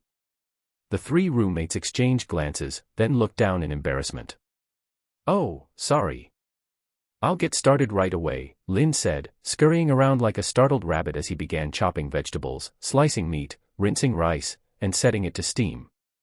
Of course, all this nervousness was an act. People say that a woman who knows how to charm has the best luck, and that a beautiful woman's tears are a powerful weapon. Well, something like that. Smoke and the warm smell of cooking once again filled the villa, giving it a cozy, homey atmosphere. When the food was ready, the third roommate had already set out a plate of strawberries, grapes, and mangosteen, expensive fruits they'd bought, thinking Lin probably couldn't afford them regularly. Lin noticed these thoughtful gestures and nodded to himself. With roommates like this, love it. "Sorry, I didn't have much time tonight, so I just threw together something simple. Tomorrow, I'll make us a real feast." "No worries at all. This is already amazing, way better than what the chef at my place makes," one of them said with a grin. "Chef, excuse me." After they finished the homemade meal, they felt more full than they had in ages. Lin then took their plates and offered to wash up. He hadn't eaten himself, content to sit nearby, smiling as he watched them enjoy the meal. They say that a beautiful sight is enough to satisfy. Tonight, that felt true. The roommates agreed that it was one of the best meals they'd had. Though these innocent rich kids were no strangers to certain temptations in life, in Lin's presence, they were practically amateurs. Lin's moves. Completely intuitive, no teacher required. Shoulder pedals, are you sure about that? The three gazed at Lin with misty eyes as he washed up in the kitchen. "Man, if I could marry someone like Lin someday, my life would be complete," one sighed. "Lin really checks every box for my dream partner," another murmured wistfully. The third nodded silently. Who wouldn't agree? Realizing what he'd just said, he quickly shook his head and glanced around. Did anyone hear that? They'd all heard it.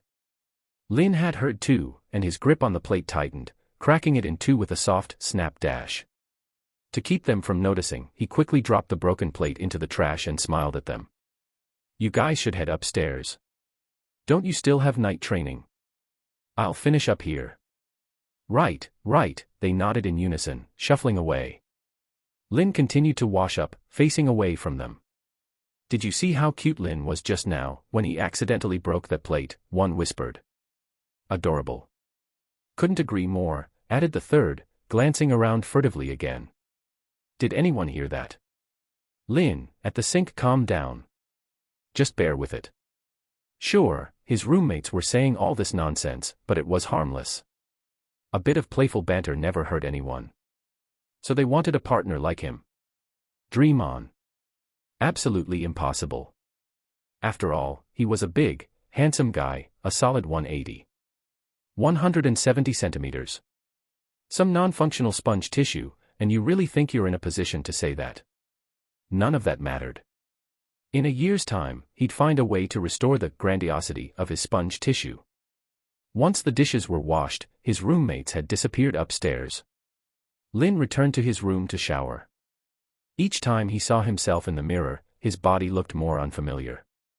Aside from some flatter features and a few extras, his physique was undeniably more feminine. The delicate petals on his shoulder only added to the allure. "Is this really me?" he murmured. His biggest fear was that the Mystic Realm OL character panel might fully integrate with his real life, erasing the few differences that still existed. The only thing grounding him was his Blue Star OL profile, which still showed the name Lin Youzi and not his in-game name, Lin Youzi. This tiny detail was his lifeline, keeping him from spiraling into despair. It's fine, he told himself, no need to freak myself out. After his shower, he made a decision. He deleted every seed file in his cloud storage. In one keystroke, several terabytes of data disappeared. His computer was now a pristine, green-screened, squeaky clean device, free of any yellow content. A pure, harmonious internet experience was all that remained. Time slipped by, and without him noticing, October 1st was just a day away. On the Rare Earths trading forum, prices were hovering around 500,000 yuan. Major companies in Huayu Nation had started selling off rare earth assets, preferring quick, real-time transactions to avoid the delays of futures contracts. They needed the funds to invest in newly discovered rare earth mining sites that were soon to go into operation. As these companies flooded the market, prices fell, giving Lin a rare advantage. People on the forum were now singing his praises, calling him a visionary and a gutsy investor. Whoever this Lin Youzi guy is, he's made millions in profit this month. Well deserved. When prices were still high, he boldly bet they'd fall. Respect. The forum's sentiment had shifted from initial scorn to admiration. Here, it was simple: if you could make money, you were king. At midnight, the transactions would settle. With military training now over, Lin's roommates planned to celebrate with a seafood feast before taking off for vacation. Lin decided it was the perfect opportunity to thank them by revealing his trading strategy. After dinner, he'd show them the fruits of his efforts over the past month, a plan to dispel any lingering thoughts about wanting a wife like him. He'd make it clear, I'm on a level you guys couldn't handle. As he cooked, Lin hummed softly, the melody unintentionally lilting with a feminine warmth. The third roommate, helping with the seafood, felt a momentary daze, sneaking glances at Lin's side profile and wondering, is Lin really a guy? Not that it'd be a deal-breaker if he wasn't. The roommate quickly shook his head, trying to focus on shucking oysters.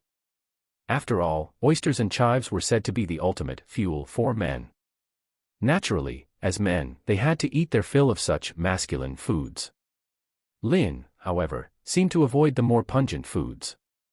River delicacies like crayfish or hairy crabs were more to his taste. With the kitchen in full swing, the rich aroma of spices and sauces drifted far and wide. Several students still in the dorms, planning to enjoy one last meal before the holiday, caught a whiff of Lin's cooking and felt pangs of envy. How could such a handsome guy be so good at cooking?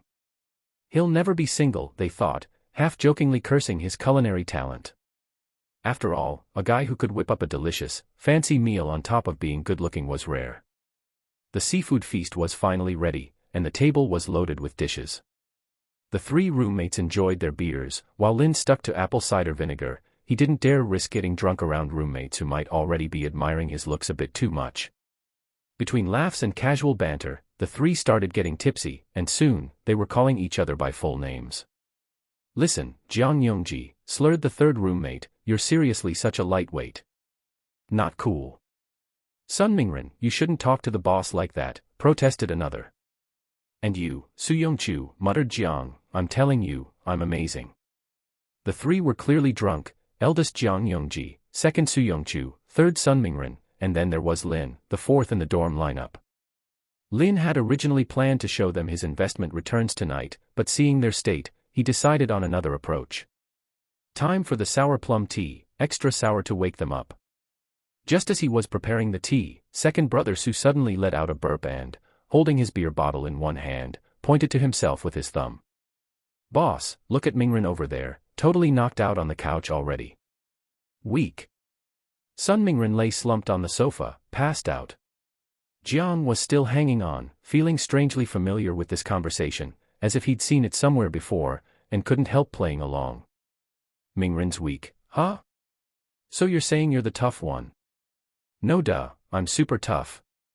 Su boasted, chest puffed with pride, only to feel an odd chill run down his spine, making him clench up. Hearing this exchange, Lin nearly burst out laughing.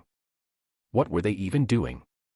trying to reenact a disaster scene right here in the dorm. Deciding to put an end to their nonsense, he brought over the sour plum tea and offered each of them a sip. Bleh. What is this? So sour, they complained, wincing as the sourness jolted them awake, tingling their brains back to sobriety. As their minds cleared and they remembered their drunken rambling, a cold sweat broke out. Oh no, did Lin misunderstand everything we said? Sneaking glances at him, they saw Lin standing nearby with a mysterious smile and eyes that crinkled in a way that was oddly charming. But more importantly, there was something fox-like in his smile, a touch of mischief. Feeling awake now? Lin asked, stepping closer, still holding the sour plum tea. Yes, fully awake, they replied quickly, fearing another dose of that potent tea. What kind of cheap beer was that? Muttered Jiang, rubbing his head. I've had plenty before, but this one just messed me up. Same, Su agreed, clutching his head. Feels like someone hit me with a hammer. Dizzy and a bit tingly. Lin gave them an amused look. Want me to give you a head massage? At that, the three immediately turned to look at his hands, which were slender and graceful. They imagined how amazing it would feel to have those hands easing their headache. What are you guys even thinking? Are you awake now? Lin asked, a teasing glint in his eye. I've got something important to tell you. Go on, Jiang coughed, trying to regain his composure. The others dropped their playful demeanor, focusing on what Lin had to say. Seeing their attentive faces, Lin decided it was time to share. Over the past few days, he'd observed that his roommates were decent people, so he'd give them a chance for a fortunate turn. This was their reward.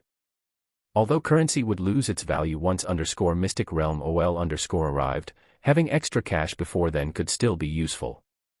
Hold on a sec, Lin said, and dashed upstairs, his footsteps echoing as he moved much faster than usual. The eldest roommate, Jiang, raised an eyebrow, puzzled. What's he doing?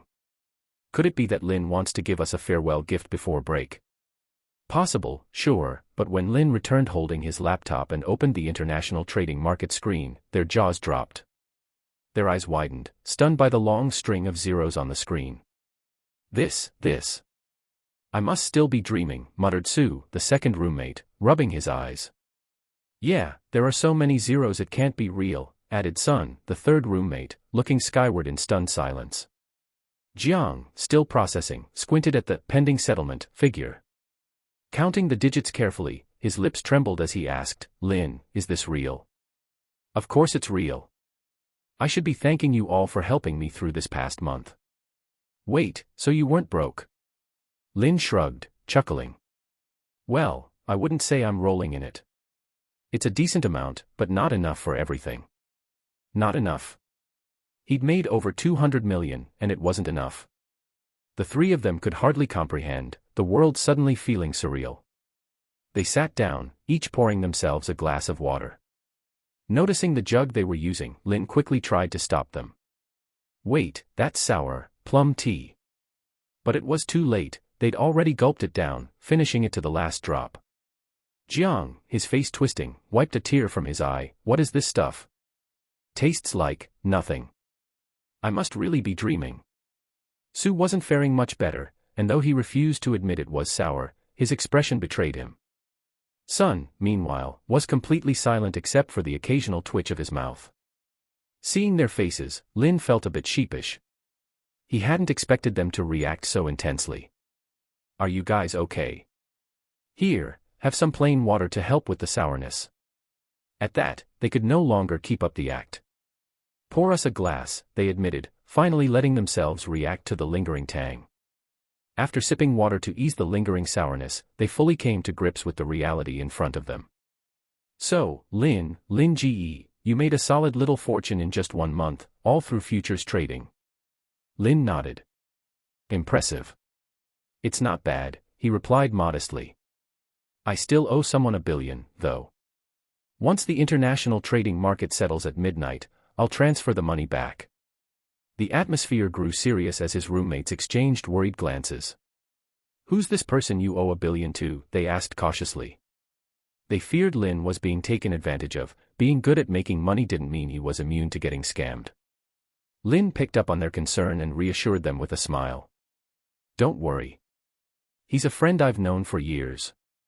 I was the one who borrowed the money, and he'd never pull anything shady.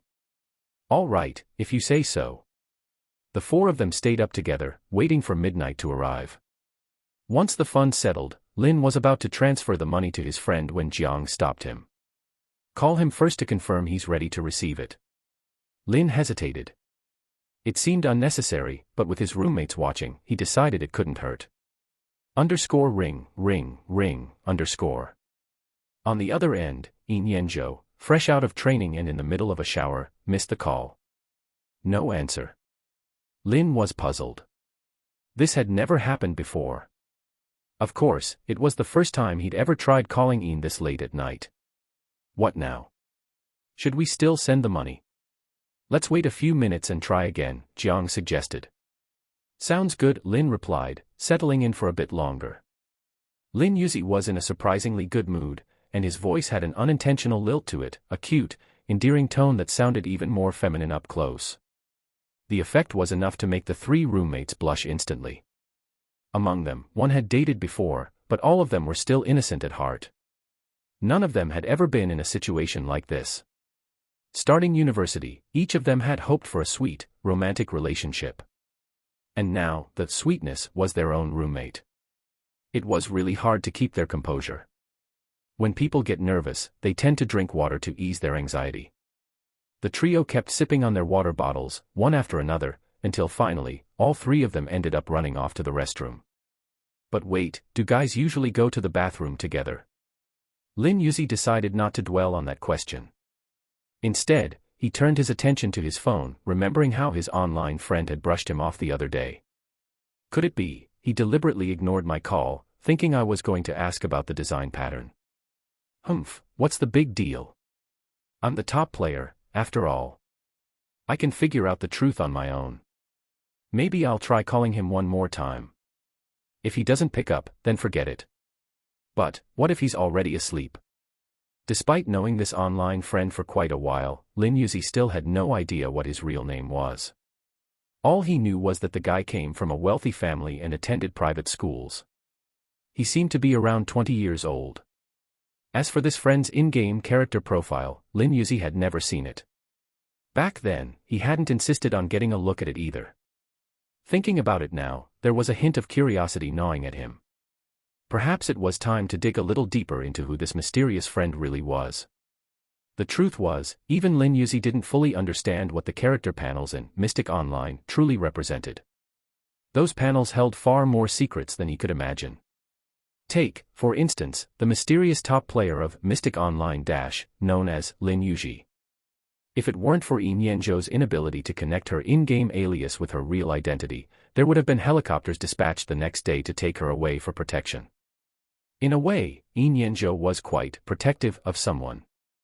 In fact, he had discreetly inquired beforehand and confirmed that Lin Youzi had no special patterns or marks on her in real life. During their conversations, he could sense her naive and somewhat clueless demeanor. He thought, there's no way someone this naive could be the top player. The common belief was that anyone who could rise to the top rank must be shrewd and cunning, definitely not someone who was innocent and pure-hearted. The fact that the census couldn't locate anyone matching Lin Youzi only solidified that belief. But Lin Youzi would beg to differ. His top rank was, in his opinion, largely due to sheer luck. Right from the start, he had the good fortune of stumbling upon rare treasures the moment he set foot in the game. Consuming those treasures boosted his strength almost immediately.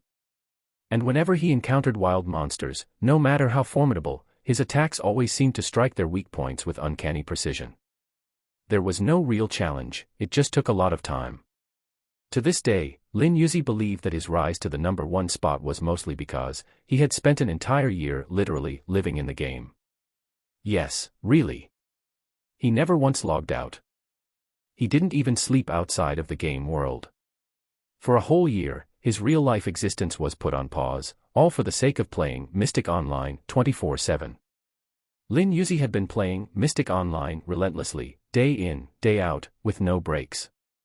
Back when he was holed up in his rented apartment, he would draw the curtains tight, shutting out all light, and survive solely on takeout. No sunlight, no social interactions, just the game. 12:10 a.m. The trio who had gone to the bathroom together finally returned, though they looked a bit drained. Seeing the distracted Xiao Lin, they couldn't help but feel that this mysterious online friend of his must mean a lot to him. That guy's a jerk. How dare he not pick up Xiao Lin's call? Does he not know how to cherish someone like Xiao Lin? If I ever run into him, I swear I'll yank out the elastic band from his underwear and use it as a slingshot to smash his windows. As usual, roommate 3 remained silent. He was the quiet one, always the observer. But after a few drinks, he could easily turn into the life of the party, a complete social butterfly. Lin Youzi, still lost in thought, whispered to himself, should I try calling one more time? He decided to give it another shot, dialing the number again.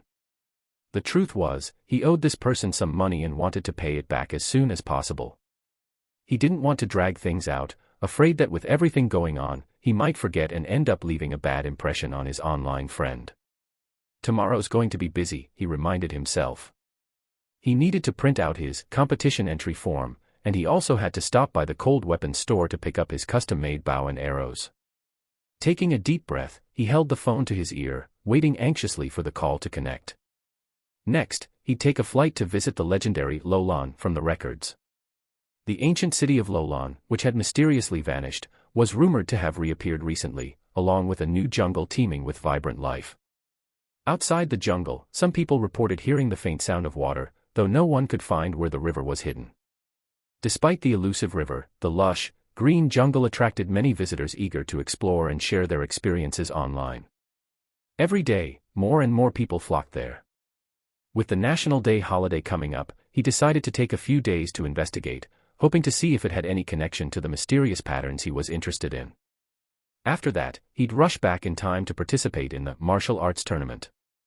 But once again, there was only the busy tone. Lin Youzi was no longer in the shower. He had gone downstairs to speak with the butler, planning tomorrow's training session. The medicinal bath tonight wasn't potent enough. Increase the strength next time, my body can handle it. Understood, young master, the butler replied. Just then, a maid came running over and said, young master, your phone in your room has been ringing. I'm not sure who it was. All right, I got it, Lin Youzi replied, unhurriedly making his way upstairs.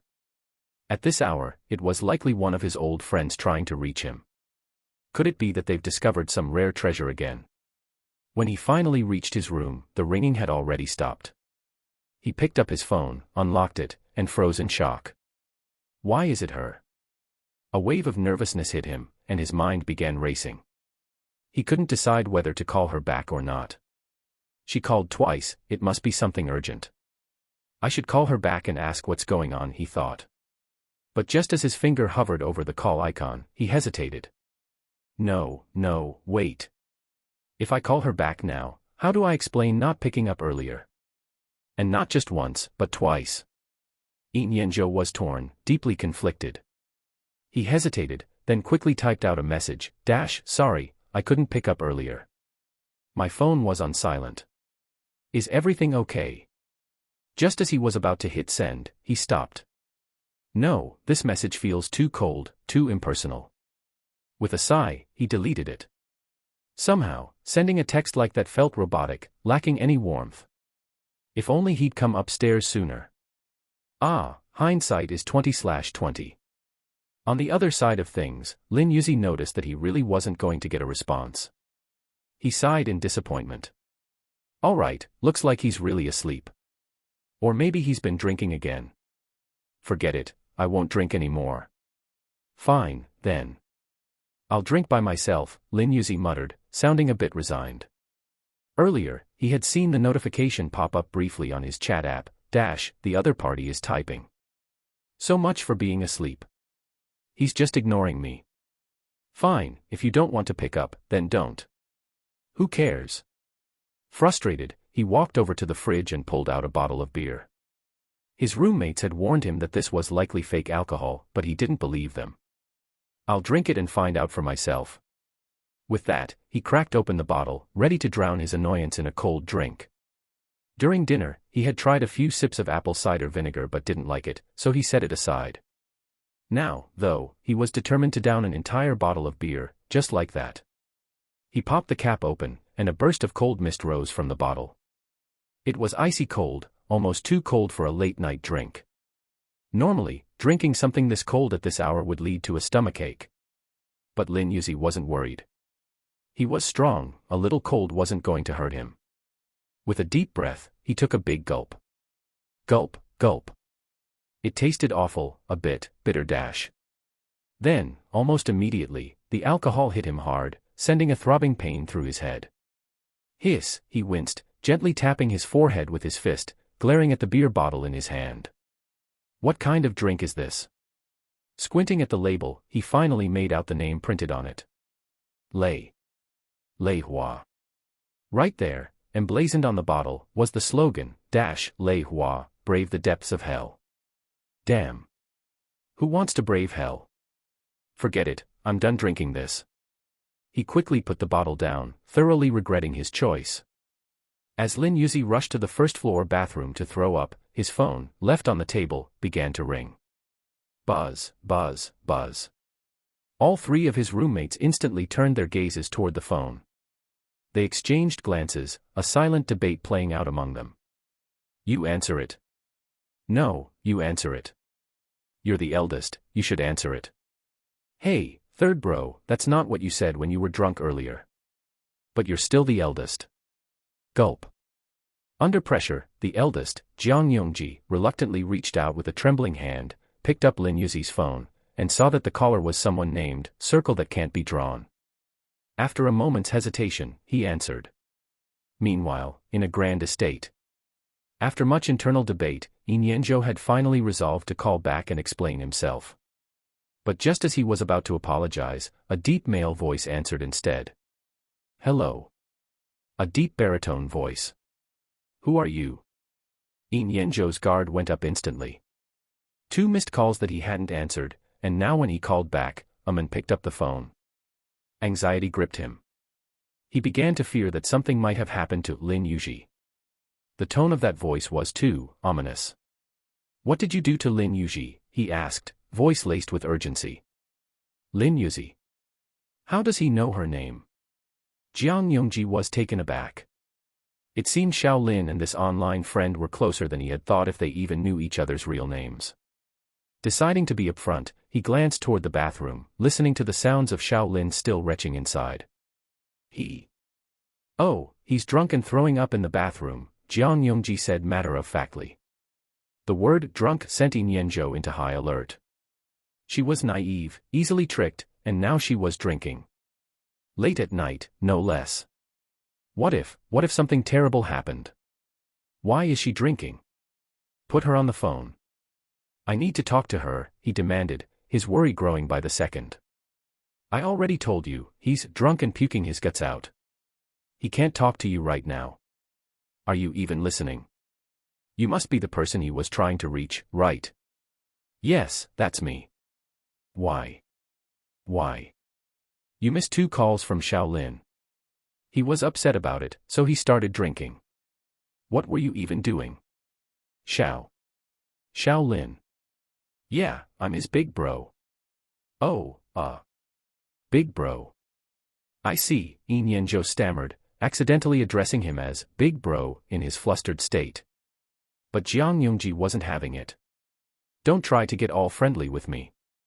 Anyway, you missed his calls, so you'd better explain yourself to Xiao Lin personally. Understood, I will. It felt like a sudden leap from the depths of despair to the heights of relief. Hanging up, Lin Youzi finally let out a breath he didn't realize he was holding. Jiang Yongji shouted toward the bathroom, Xiao Lin, your online friend called back. It was him.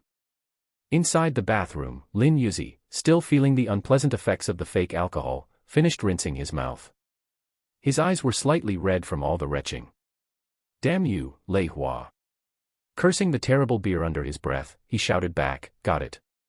His voice was louder than usual due to his lingering frustration, making it sound like he was angry. Coupled with his reddened eyes, his roommates quickly filled in the gaps with their own imaginations, picturing Xiao Lin sobbing in the bathroom out of sheer distress. Is Xiao Lin really this delicate? Is he actually a guy? It was a question they'd asked themselves countless times. He didn't quite fit their image of a guy. After all, what kind of man carried around a faint, sweet scent all the time? It was perplexing. Unaware of his roommate's bewildered thoughts, Lin Youzi walked over, picked up his phone, and noticed that circle that can't be drawn had sent him a slew of messages. All of them were explanations for why he hadn't answered the calls. As he read through them, a smile tugged at his lips. So dumb, he muttered under his breath, amused. Without further comment, he turned to head upstairs. Pausing halfway up the staircase, he glanced back at his roommates and said, "Next time there's a money-making opportunity, I'll take you guys along. We'll earn big together." Then he disappeared up the stairs, leaving his roommates both excited and mystified by his words. The National Day holiday had arrived as scheduled. With 7 days of free time ahead, the martial arts tournament schedule and the participant list were released. Many contestants had chosen to enter anonymously, so the list showed only their virtual names. After a bit of disguise, Lin Youzi headed out, leaving his roommates, who were still sleeping, behind. After a grueling month of military training, they were taking full advantage of the break to sleep in. By the time they got up, it was already 9 a.m., and seeing the breakfast left for them, they knew Lin was already gone. Off so early, guess he couldn't wait to get out and enjoy the holiday. But Lin Youzi had more than just a casual outing planned. He was heading to the fabled lost city of Lolan.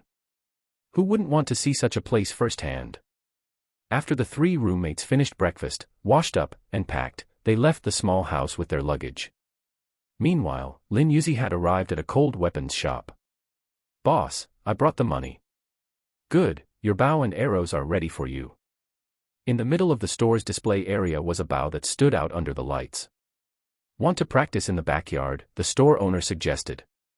"Sure." With arrows in hand, Lin went to the backyard and started shooting.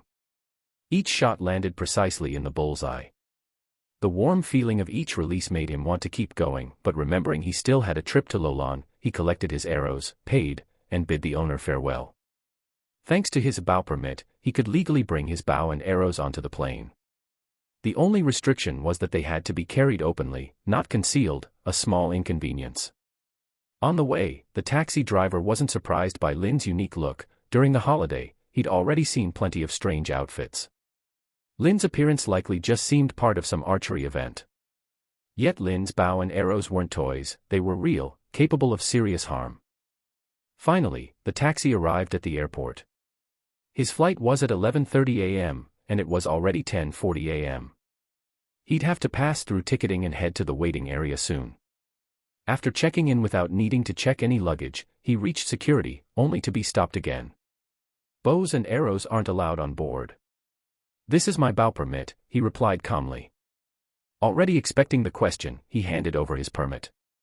After a quick look, the security officer reminded him not to use the bow on the plane to avoid alarming other passengers. Then, he was allowed to pass. This requirement was no problem for him. He had no intention of using the bow mid-flight. He wasn't about to hijack a plane. Walking down the hallway, he finally reached the waiting area, where his appearance, carrying a bow, stood out in a mysterious and rather cool way. He caught the eyes of several people who couldn't help but admire the bow he carried. It was strikingly impressive. In Huayu, a nation with a strong martial culture, anyone who seemed to possess real martial skills often attracted curiosity. Before long, someone came over to chat. "Hey, man, where are you headed?" the stranger asked. Lin Youzi, fully equipped with armed guards, knee pads, a mask, and a rugged look, had drawn plenty of attention. "Lolan," he replied. "Wow, we're headed there, too," the man exclaimed, surprised. Lin Youzi resisted the urge to roll his eyes. This flight was bound for Lolan. Where else would he be going? P-City. Or perhaps they thought he'd jump out of the plane mid-flight. Amused by his companion's silly question, Lin's gaze was soon drawn to a team leader who had come over, possibly intrigued by the conversation. Some people were bold enough to ask Lin Youzi to perform 100 paces piercing through a willow leaf. It was quite an offensive request. Before Lin Youzi could respond, the professor stepped forward and gave the guy a light smack on the head. "Watch what you're saying, martial artists aren't people to be taken lightly." "Professor, I'm sorry. I honestly just haven't seen it done before and was curious." "Curious?" So curiosity means he should just start shooting arrows? We're in an airport, where do you want him to aim? At your forehead. It was only then that he realized his lack of awareness about the setting. Lin Youzi signaled he wasn't bothered. If you really want to see, I can show you once we get there. A polite martial artist earns respect, and at that moment, the airport announcement rang out, calling for boarding. At the gate, as his ticket was scanned, the attendant reminded him once again that bows couldn't be brought on board. For the third time, Lin Youzi confidently produced his bow permit.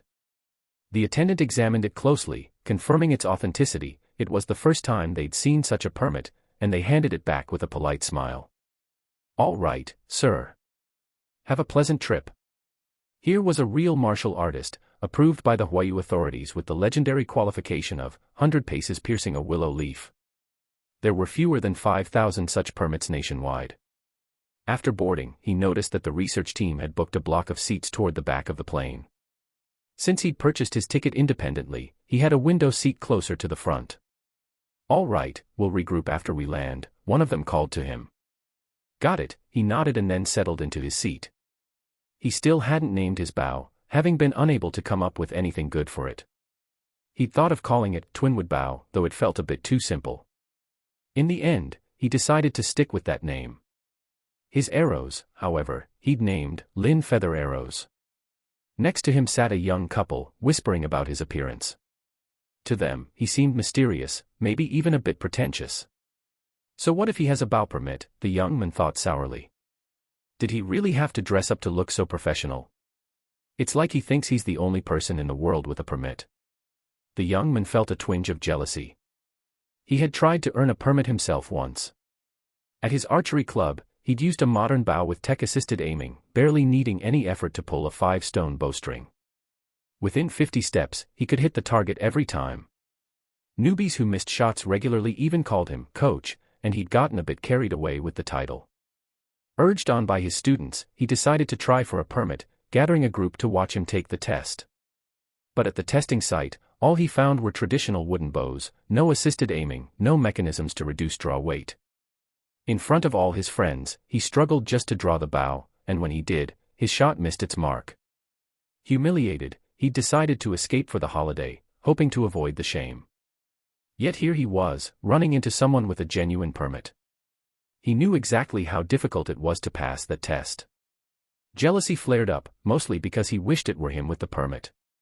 If Lin Youzi knew the reason behind this young man's resentment, he'd probably laugh it off, with no interest in explaining his own qualifications. After the arrival of Mystic Realm Online, all existing technology would cease to function. Only new tech developed from special materials would be usable. However, certain exceptions would remain.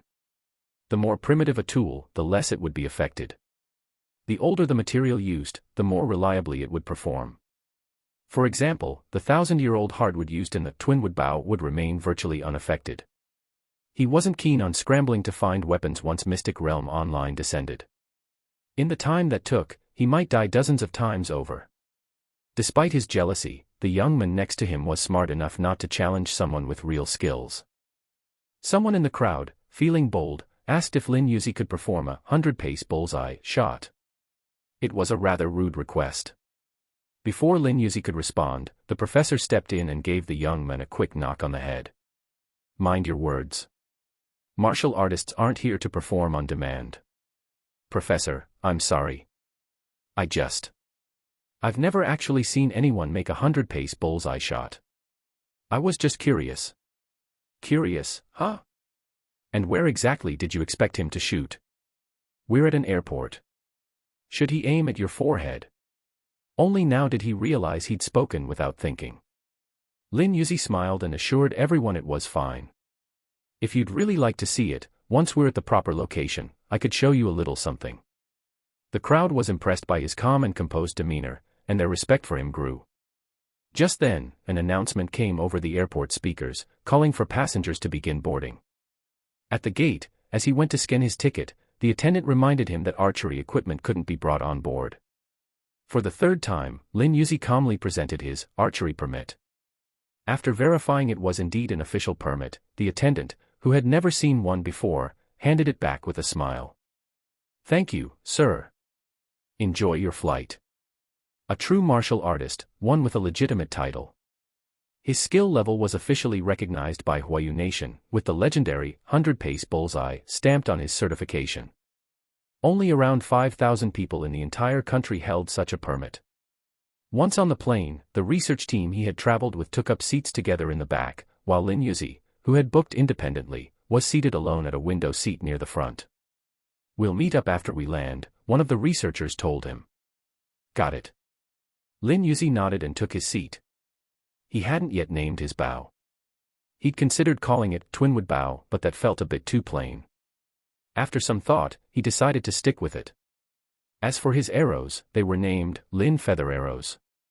Seated next to him was a young couple who whispered to each other about his attire, finding his look mysterious and, in their eyes, a bit pretentious. What's so impressive about having an archery permit? Did he really need the whole professional setup?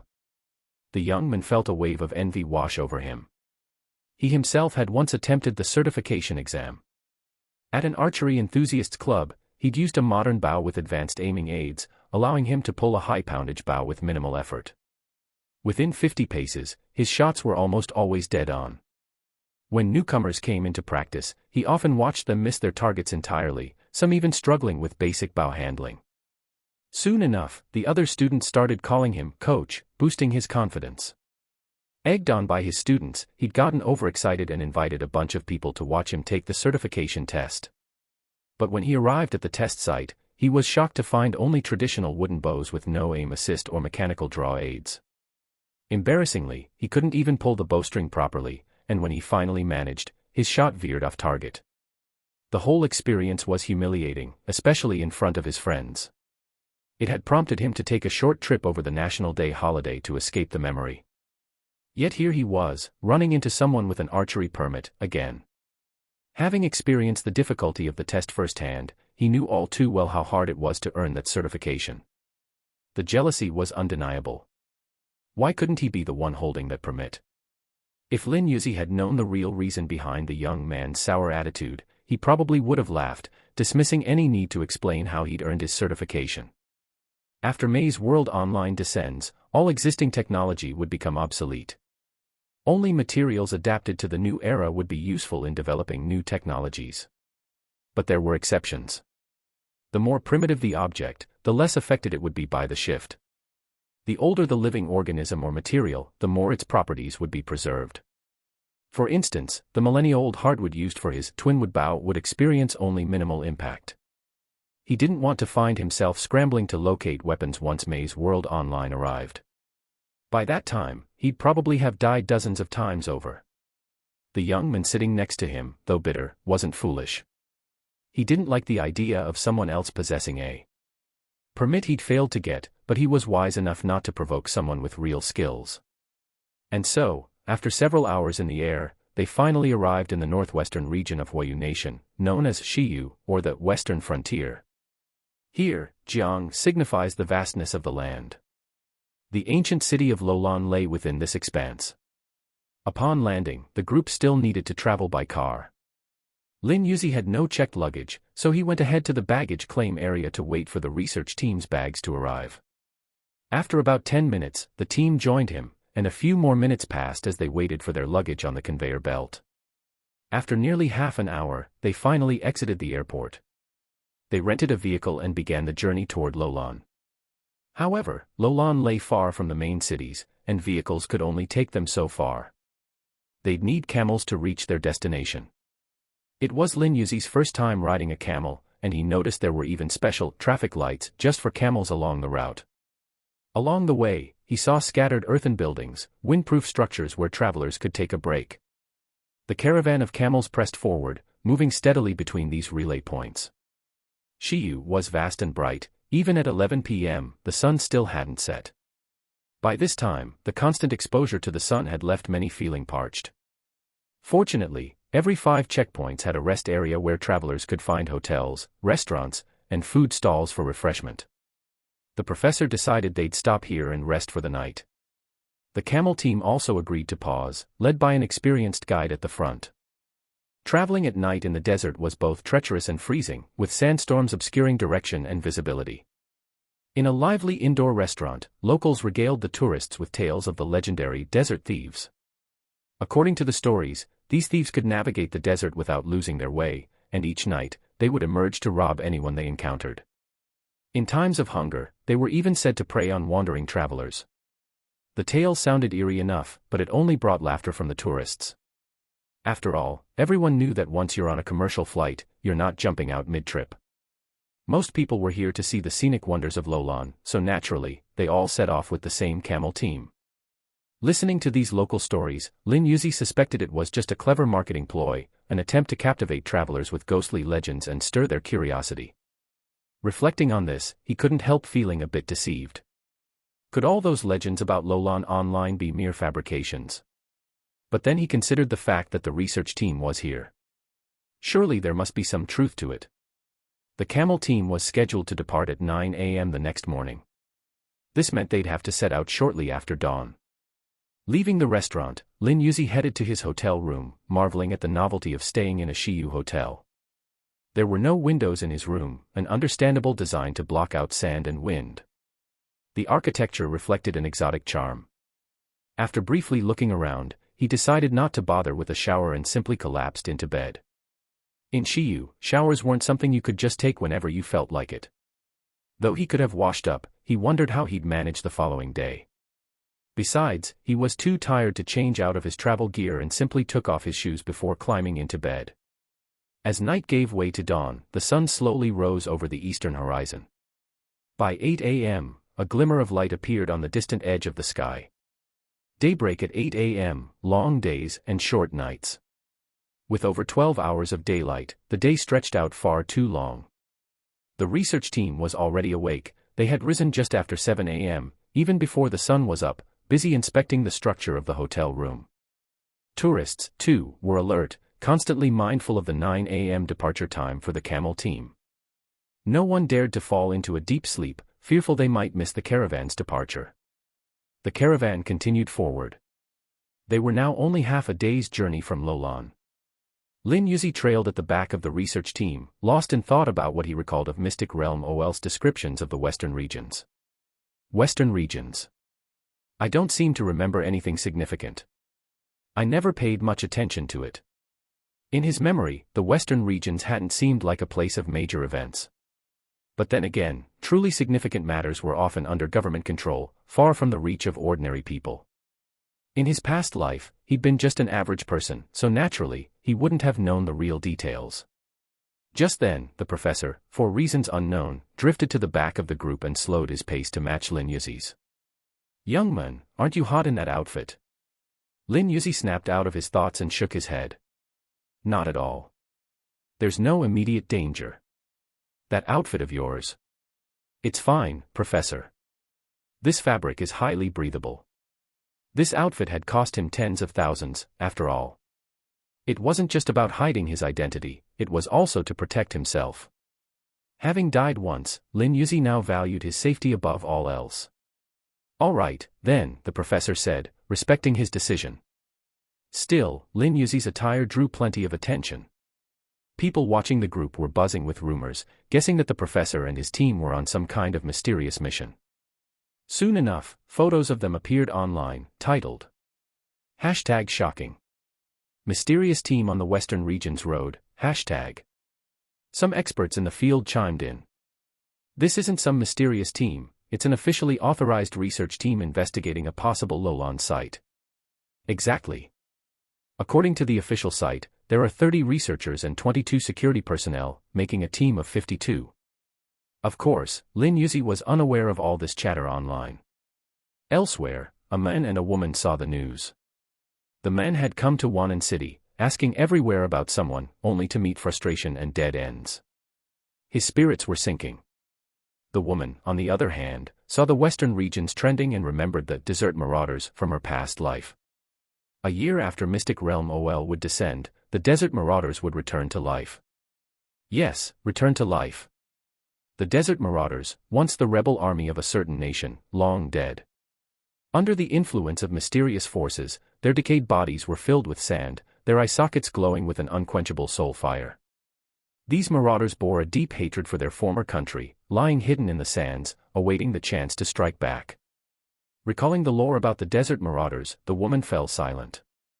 For now, at least, such creatures shouldn't exist. The sand offered them immunity to all modern weapons, unless intense heat turned the sand to glass.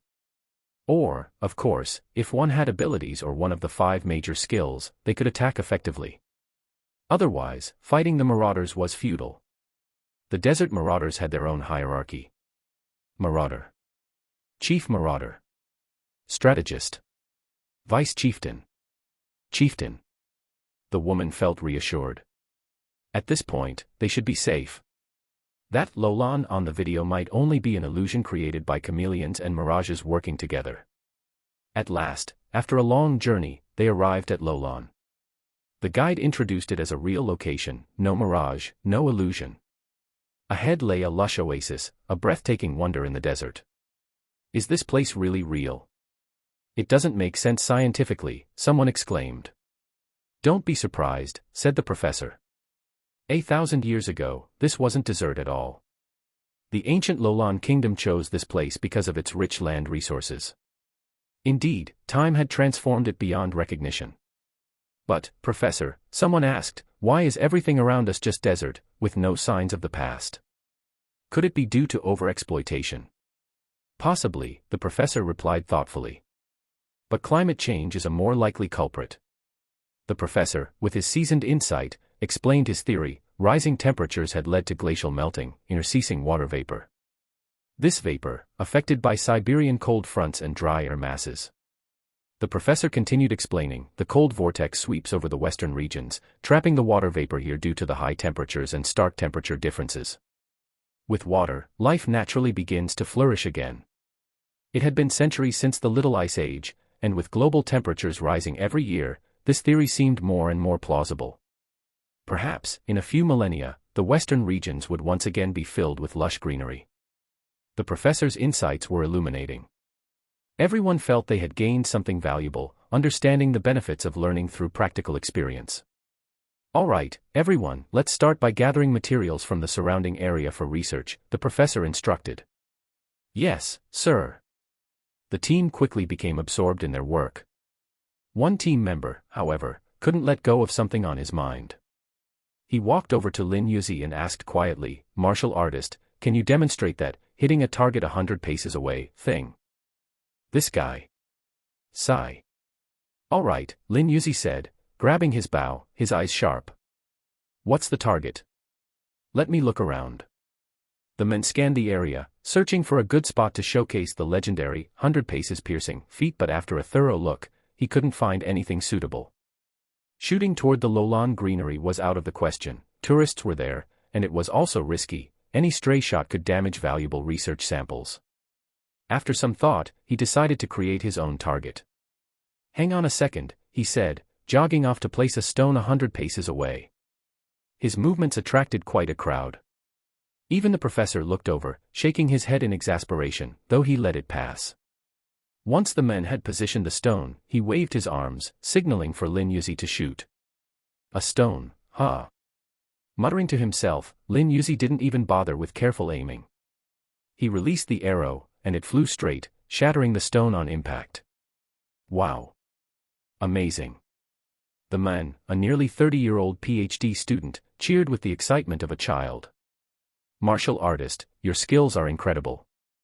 The people around joined in with applause. Amidst the excitement, the professor approached and tapped his student on the head. Quit fooling around and get back to gathering samples and testing. Yes, Professor. The student, undeterred, just smiled happily. Seeing someone actually pull off the legendary 100 paces piercing had thrilled him beyond words. His name was Guajin. After retrieving his arrow, Lin Youzi suddenly heard the sound of running water. Curious, he looked around and followed the sound. He stopped in front of a tree, realizing that the sound was coming from within it. Strangely, the closer he got to the tree, the quieter the sound became. Normally, the opposite would be true. There's something strange about this tree. He placed his hand on the bark. The texture felt normal, like any other tree. If not for his enhanced senses as a Yellow Realm Stage 1, he would never have noticed the faint sound. The more unusual something seemed, the more it suggested a hidden mystery. He drew his tactical knife and hesitated before the tree. Should I stab into it, or not? There was the sound of flowing water within the tree. Just as Lin Youzi was about to stab into it, he suddenly remembered that the research team was nearby. So he went back to find the professor. Professor, I found a tree with the sound of water flowing inside. Flowing water. The professor mentally reviewed everything he knew but couldn't recall any tree with such a feature. Take me to it. All right. The two quickly arrived at the tree in question. The professor, wearing white gloves, touched the tree and listened, then shook his head. I can't hear any water. I'm sure of it.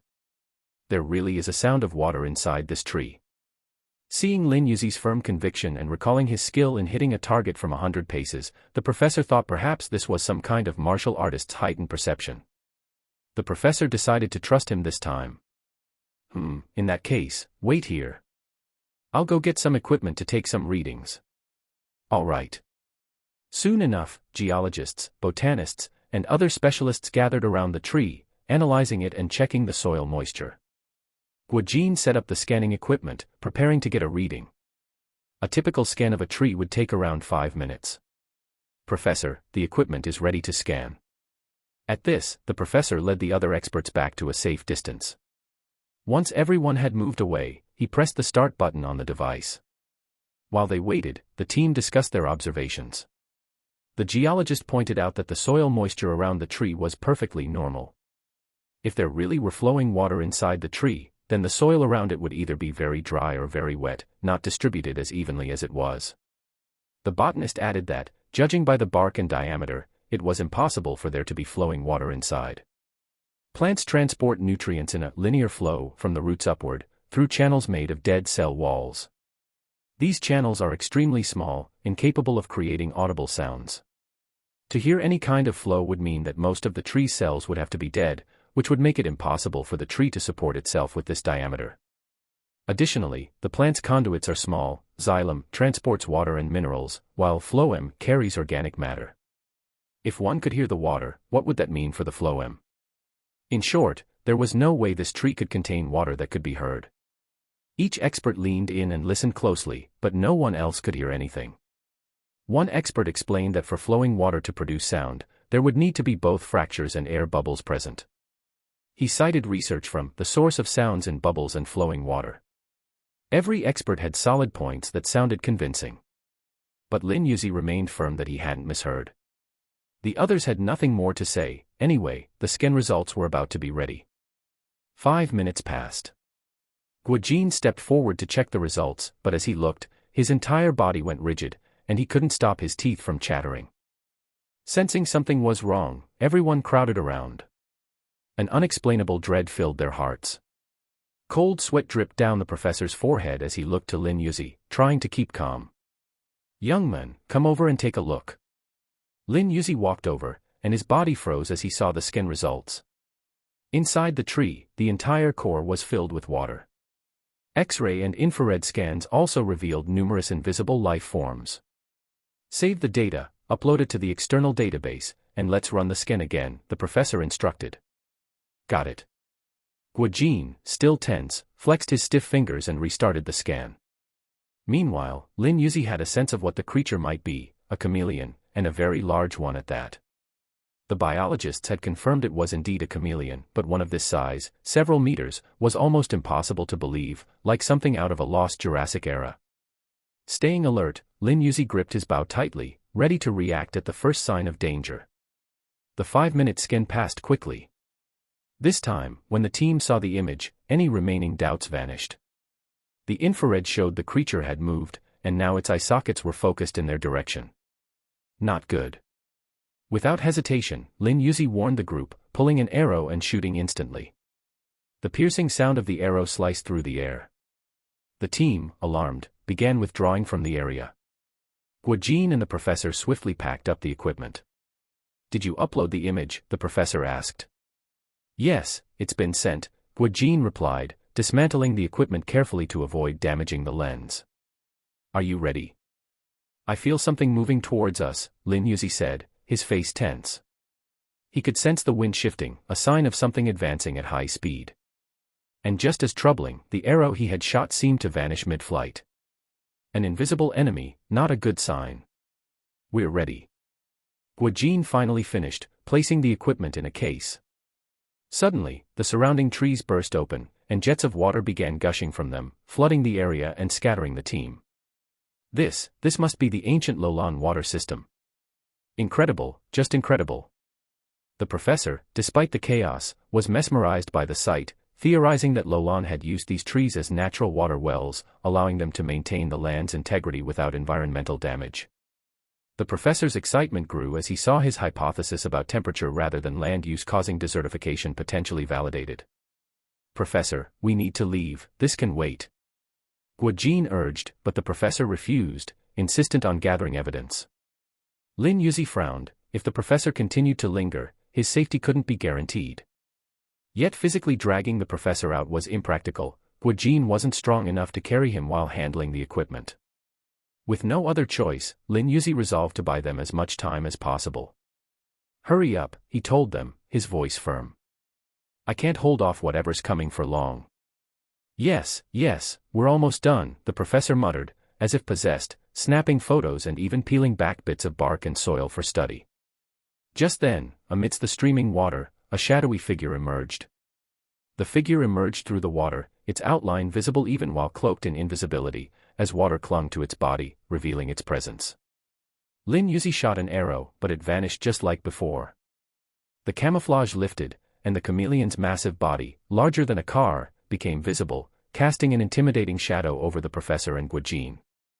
The intense moment brought the professor to his senses. What am I still doing here? Let's go, now, he exclaimed. Lin Youzi felt an urge to give the universe itself the middle finger. It was as if fate were deliberately messing with him, using the professor's age to manipulate him into recklessness. The academic rivalries between professors could be fierce, but the professor would never act this irrationally. He must have been influenced, his desires magnified by some external force. Thankfully, it wasn't too late. The three of them started running back. Strangely, the streams of water around them began to form a dome, seemingly trying to trap them inside. Follow me. Lin Youzi commanded, his gaze sharpening.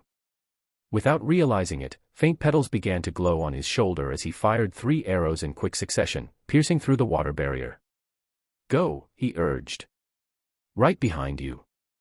Seizing the moment, Guojin and the professor darted through the opening Lin Youzi created in the water wall, escaping just in time. When they looked back, the water dome had vanished. Everything seemed normal again. If not for the fact that both the professor and Guojin were soaking wet, Lin Youzi might have doubted whether the whole ordeal was yet another illusion. Moreover, his 3 arrows had disappeared completely.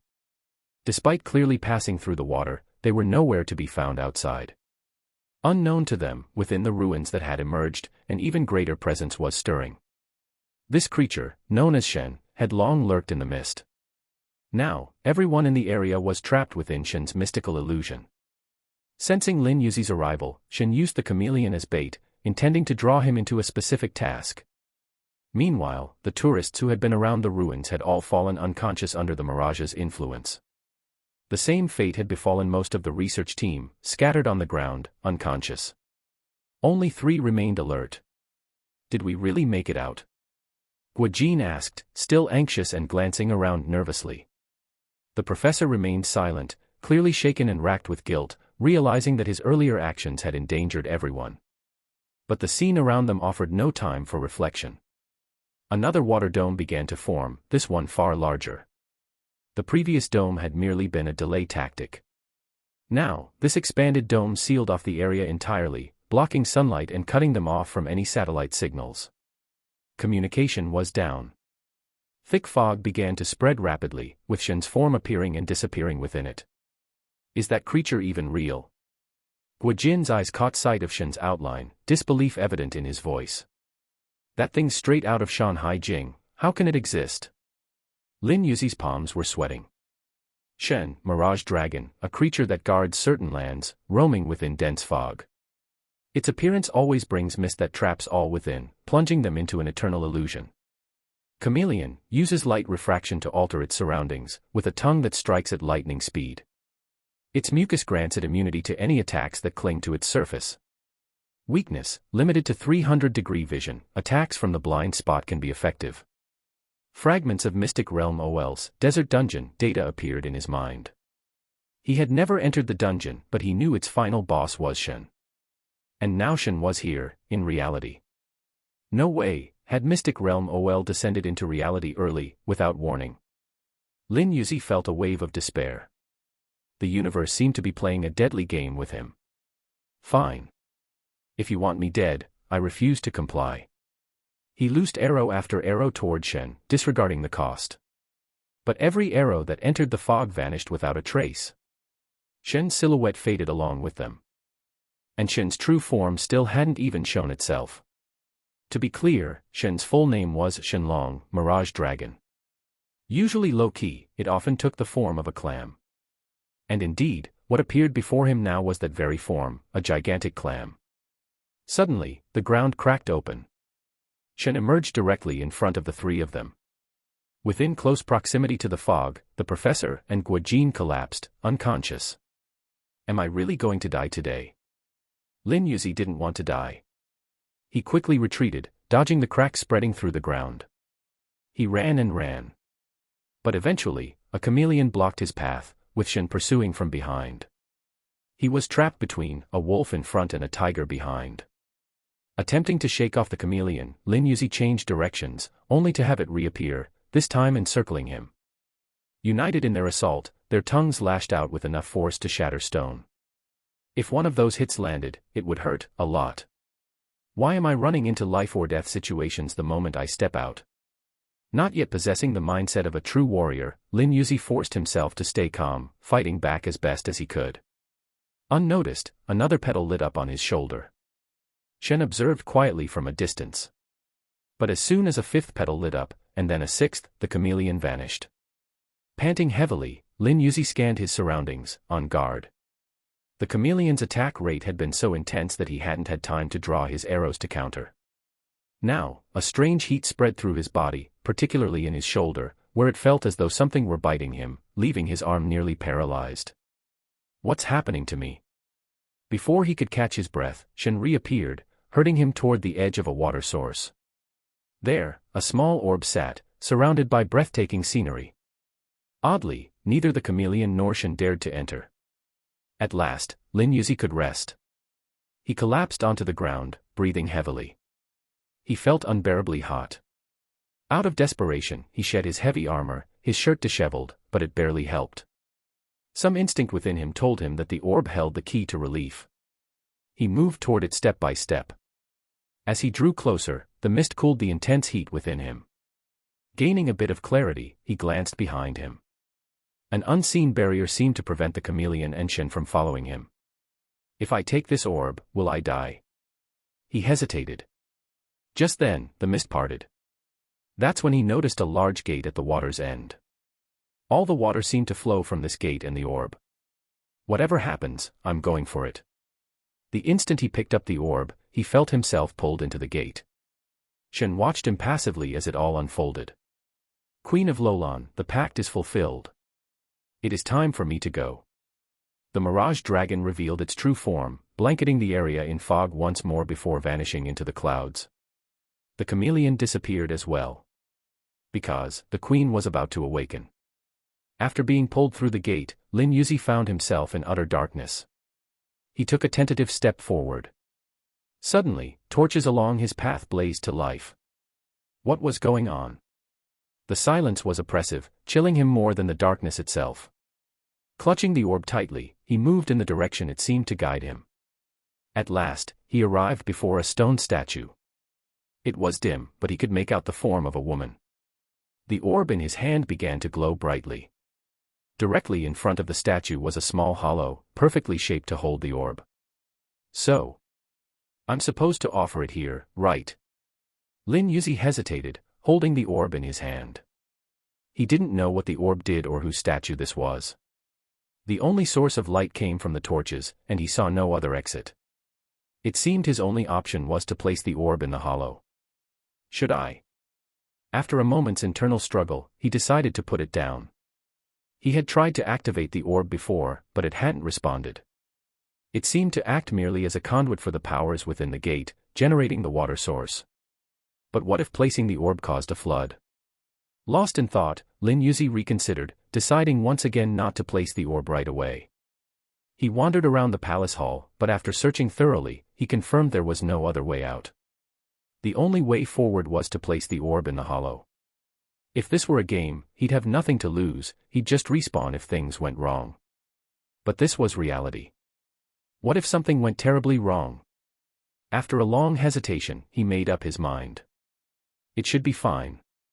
He carefully placed the orb into the hollow, and immediately a brilliant blue light filled the room, so intense he had to shield his eyes. Waves of energy pushed him back several steps, and the dry air around him turned moist. When the blue light faded, he looked up toward the statue. Suddenly, he felt hands cradling his face, and then a soft kiss on his forehead. "I remember you. Until we meet again," said a voice, a commanding, yet gentle and undeniable woman's voice. He tried to make out her features, but the blue light obscured his vision. The glow enveloped him, and he felt himself lifted and surrounded by flowing water, drifting backward. Through the rippling waves, he tried to catch one last glimpse of the statue, but the water distorted his vision. As he passed back through the gate, the water sphere holding him gently settled onto the ground before bursting into specks of blue light. Oddly, despite having been enveloped by water, Lin Youzi's clothes were completely dry. Who was that? Whoever she was, she had caught him off guard with that kiss on his forehead. Inside the palace, the statue, or rather, the Queen of Lolan, placed a crown on her head and lifted the orb. Its blue light illuminated the entire palace. Rustling. Dust and sand flowed away, revealing the palace in its restored splendor. The sands, as if alive, poured out of the palace. Soon, shadowy figures appeared around the torches, each bearing a torch. They were the Queen's most loyal palace guards. Outside, countless palace guards, warrior sentries, and city dwellers stood ready. "I am the Queen of Lolan, and I hereby proclaim, Lolan shall reappear 1 year from now," she declared. "By the Queen's command," responded her subjects, each kneeling on one knee. They had long sacrificed their flesh and blood to revive the Queen, channeling all their life force into her before Lolan's fall. Only through the Queen's survival could their loyalty be proven. And the Queen, true to their hopes, used the holy water orb to summon their souls back from death, granting them the ability to move freely within the sacred mist. "Close the gate," the Queen commanded with authority. The palace guards quickly relayed the order. "The Queen has commanded, close the gate." And with that, as the gates closed, Lolan vanished from Blue Star, disappearing without a trace, unfindable. Just before the gate shut completely, Lin Youzi looked back, catching sight of a blue barrier descending from the sky, covering the ruins. All outsiders were gently expelled. Within the barrier, dense white fog began to spread, left by Shenlong to conceal the sight. The thick mist obscured all modern detection methods. The chameleon, too, lent its power, enhancing the illusion. They had altered the surrounding light, devoting their power to the Queen. Until he felt a familiar energy, the power of the orb. The next moment, he found himself transported 100 meters away. "Wait," he muttered, taking a few steps forward. The ruins had disappeared. In their place was nothing but endless yellow desert. It just vanished. Retracing his steps, Lin Youzi tried to find the location again. But Lolan's ruins were truly gone, not hidden, but completely erased. A strong wind rose around him, sending clouds of sand spiraling into the sky. Looking back, he saw the tourists, research team members, and local guides lying quietly on the ground, as if in a deep sleep. Dark clouds gathered overhead, and though it was mid-afternoon, the sky grew ominously dark. Rain began to fall. As the rain touched the sleeping people, they began to wake. Each of them had experienced a vivid dream, so lifelike it felt like an alternate reality. They remembered sensations as clear as day. As the rain washed over them, they slowly shook off their grogginess. After about half an hour, someone finally realized that the Lolan ruins had vanished. The massive site was simply gone. The locals ran to the center of where the ruins had been and began to cry. It was hard to say whether they mourned the loss of history or of their economic prospects. Lin Youzi didn't care to find out. He was still in a daze, the memory of that kiss on his forehead vivid and lingering. Why did she kiss me? His mind was a tangled mess. He took a few steps forward, and then it began to rain again, this time accompanied by lightning and thunder. Ignoring it, he let himself get soaked, staring up at the sky. Is that? In the clouds, he thought he saw the outline of a dragon. Professor, are you all right? How are you feeling? The research team was stirring, with many of them awake but in shock, struggling to comprehend how the ruins could vanish before their eyes. The appearance of the mysterious Shen, the giant chameleon, and the strange forces that had seemed to manipulate their inner thoughts, all these encounters had left the scientists bewildered. Physics, reality, it all suddenly seemed to defy everything they'd ever learned. The professor took a while to recover from the impact of Blue Star's strange will in the presence of these surreal beings. Once he regained his senses, he anxiously looked around and asked, "Where's the martial artist?" At his words, the team scanned the area, realizing they hadn't seen him since waking up. "Martial artist, are you there? Martial artist. Professor, over there, is that the martial artist?" The professor turned and saw Lin Youzi standing, head tilted back, letting the rain soak him. The bow strapped to his back and the quiver at his waist confirmed his identity. At that moment, Lin Youzi seemed lost in thought, quietly standing in the rain. The world had shifted in ways he was only beginning to grasp. "Martial artist, is that you?" The research team approached, with Guojin leading the way. Lin Youzi turned, nodded slightly. "Yes, it's me." Instantly, the team was stunned.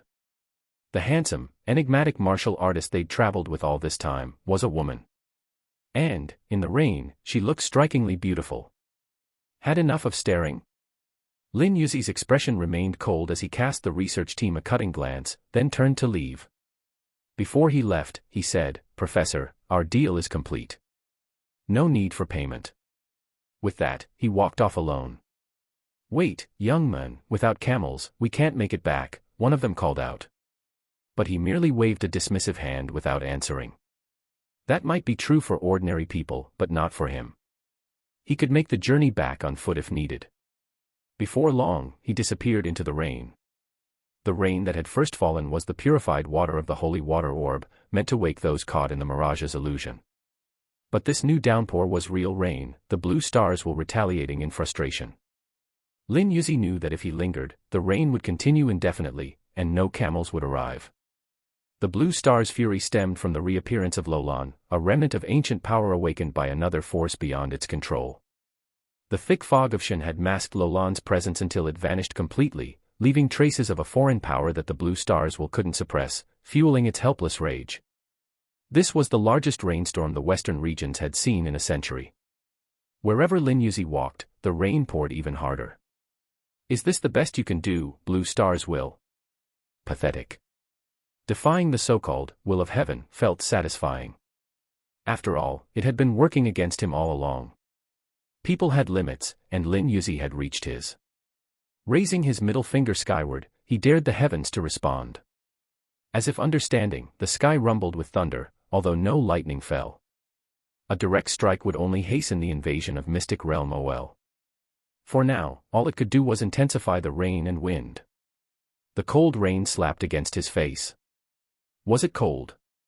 Somewhat, his clothes were drenched, and the wind pierced through, chilling him. But his heart felt warm. The more unusual events occurred, the closer the descent of Mystic Realm OL would be. Let the storm rage on. He spread his arms wide, embracing the rain with a look of defiance. Today, he would allow himself a moment of release. Living under such tension since his rebirth, fearing he couldn't prevent his fate of dying a month after the game's descent, he'd felt like he was racing against time every day.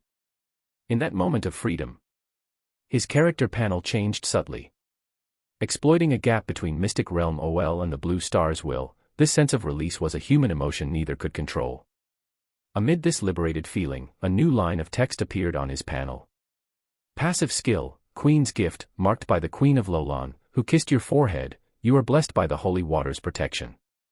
This removes all negative states once every 24 hours and generates a holy water shield, granting immunity to further negative effects for half an hour after cleansing. In an instant, the holy water's protection activated, surrounding Lin Youzi with a blue glow that drove away the cold. A faint blue shield appeared around him, invisible to anyone below his realm. Under its protection, the rain lost its effect, even the water clinging to his clothes was driven off, leaving him completely dry. Realizing this change, the blue stars will scatter the clouds in resignation. The rain quota was fixed, having poured over the western regions, there would be no rain elsewhere. Eventually, Lin Youzi reached the airport. He purchased a ticket, preparing to return to Wannan City. While waiting, he checked his phone and noticed a video update from the official Western Region's weather account, showing the hourly rainfall. The storm had broken century-old records, nearly causing flash floods. Weather experts speculated it was due to rising temperatures and water vapor buildup. Only Lin Youzi truly understood the cause. As the airport announcement sounded, he put away his phone and headed toward the security checkpoint, his bow slung across his back. "Sir, you can't bring a bow and arrows onto the plane." Here he was again, for the 6th time. He smiled and showed his permit, leaving the ticket agent momentarily stunned. 5 days ago, she'd heard from a colleague about a cool guy with an archer's permit. Today, the cool guy wasn't around, but there was a sweet-looking girl. "Your permit is fine, please go through." "Thanks." With his bow on his back, he headed to his seat. Even though he wasn't in full gear, he still wore a mask, hiding as much as possible. But with the mask on, only his eyes and brows showed, making him look even more like a girl. As the plane taxied, a few people discreetly took out their phones to snap videos. Anyone would be drawn to someone with such a sweet look and obvious skill. Lin Youzi ignored them, figuring this was just another way the universe tried to expose him. Whatever, they could take as many photos as they liked. Finally, the plane landed. Looking every bit the part of an aloof and cool personality, Lin Youzi exited the airport and took a cab to a cold weapons shop. He needed to restock on arrows. "Hey, I'm back," he called out. "Oh, you're back already," the shop owner replied, sounding surprised. It had only been a few days since his last visit. He'd left on October 1st, arrived in Lolan on October 2nd, and that very night, he'd encountered both the chameleon and Shen. Somehow, it was already October 3rd when he realized he was in serious danger. He'd spent another day in the palace, making today October 5th. Yet his phone still showed October 4th. Even with network syncing, it hadn't corrected the missing day. So, when the shop owner mentioned the date, Lin Youzi was taken aback. If his phone had the wrong date, how had he even bought his ticket? "What's wrong?" the owner asked. "Nothing." Choosing to keep his confusion to himself, he asked the owner to replenish his arrows. He was down by 20. "How'd you go through so many?" "I went to Lolan. I couldn't recover any of the arrows I shot." The owner's eyes narrowed slightly at that. "Lolan, huh? Let me see your hands." Why?" "I just want to see if all that archery has given you calluses." "None at all." Lin Youzi held out his hands, palms and back smooth and flawless. "No calluses at all." Subtly, the owner's demeanor softened. He charged the usual price and told Lin Youzi to come by tomorrow to pick up the new arrows. Before Lin Youzi left, the owner asked, "Are you entering the martial arts tournament?" "Yeah." "With your skill, be careful, this year's tournament won't be like the others. Plenty of top fighters are participating." "Thanks for the advice, I'll be careful." After Lin Youzi left, the shop owner dialed a number. Ring ring. "How's the Lolan situation?" "The research team's all right. They're fine. They were out cold for a day and lost a full day of memory. One of the professors claimed he saw the mythical Shen." The owner gave a slight nod. "I see. Anything else?" "Yes, sir. The professor mentioned inviting a martial artist to join the team. Now that martial artist is missing. Apparently, he has an archer's permit, the one you issued." "Yes, I issued it. I saw him today. If there's nothing else, I'll hang up. Make sure the martial arts tournament is well managed." "Understood, sir." After hanging up, the shop owner, the head of the Martial Arts Association, fell into deep thought.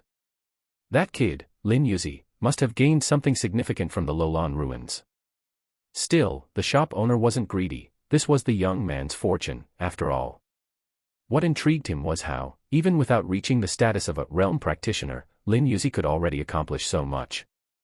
If the abilities he gained when Mystic Realm OL descended were decent, it might be worth recruiting him into the association. Yes, the shop owner was indeed the president of the Wanan Martial Arts Association. The research team, meanwhile, was still stuck out in the western regions, waiting for the camel caravan to bring them back.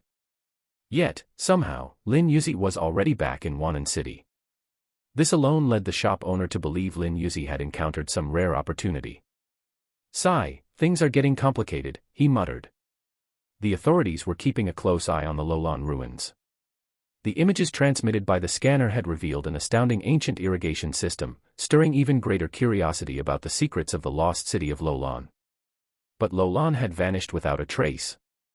Even if they searched every inch of the desert, they'd find nothing. Who would have thought Lolan was in the clouds? Up in the sky, perpetually shrouded in mist. The Queen of Lolan had chosen this place to restore Lolan to its former glory, given enough time. And a year from now, she planned to bring back her chosen one to Lolan, to marry him. The one who had given her the holy water orb would be her future consort. That kiss on his forehead was her signal to other powerful beings. This person was hers, and anyone who challenged her claim would face her wrath. Lin Youzi knew none of this. Returning to school, he took a shower and lay on his bed, lost in thought. Absent-mindedly, his hand drifted to his forehead. Why had she kissed him? They hadn't even met face to face. It couldn't be that she liked him, could it? No, that's impossible, he muttered, shaking his head to dismiss the thought. He'd seen the passive skill on his character panel, his first ever. But just looking at it made his mind wander. Curious, he searched online for, what does it mean if a girl kisses your forehead? Some people answered, saying it depended on the place, age, and identity of the person. Place, Lolan, presumably the ancient Lolan, and more specifically, a palace. Age, at least a few thousand years, most likely. Identity, well, the passive skill said she was a queen. So he typed in, if a queen who's been alive for thousands of years kisses your forehead in a palace, what does it mean? The responses he got were either nonsensical or dismissive. After scrolling through the replies for a while, his browser seemed to have had enough of his search. Browser assistant, if you haven't found an answer, why not try rephrasing your question and asking again? He took the advice, editing and posting a new question. What does it mean if a queen who's been alive for thousands of years kisses your forehead in a palace? Responses came quickly. OP, this probably means you need to wake up. I suggest you go wash your face. This sounds as wild as saying you gave Qin Shi Huang an immortality pill. It means you're dreaming. In short, no one believed him, all assuming it was some fictional tale. Frustrated by the lack of answers, he touched his forehead again, sinking back into thought. 2 lives, and he'd never been in a relationship. He didn't even know what it was supposed to feel like. Sigh. Underscore.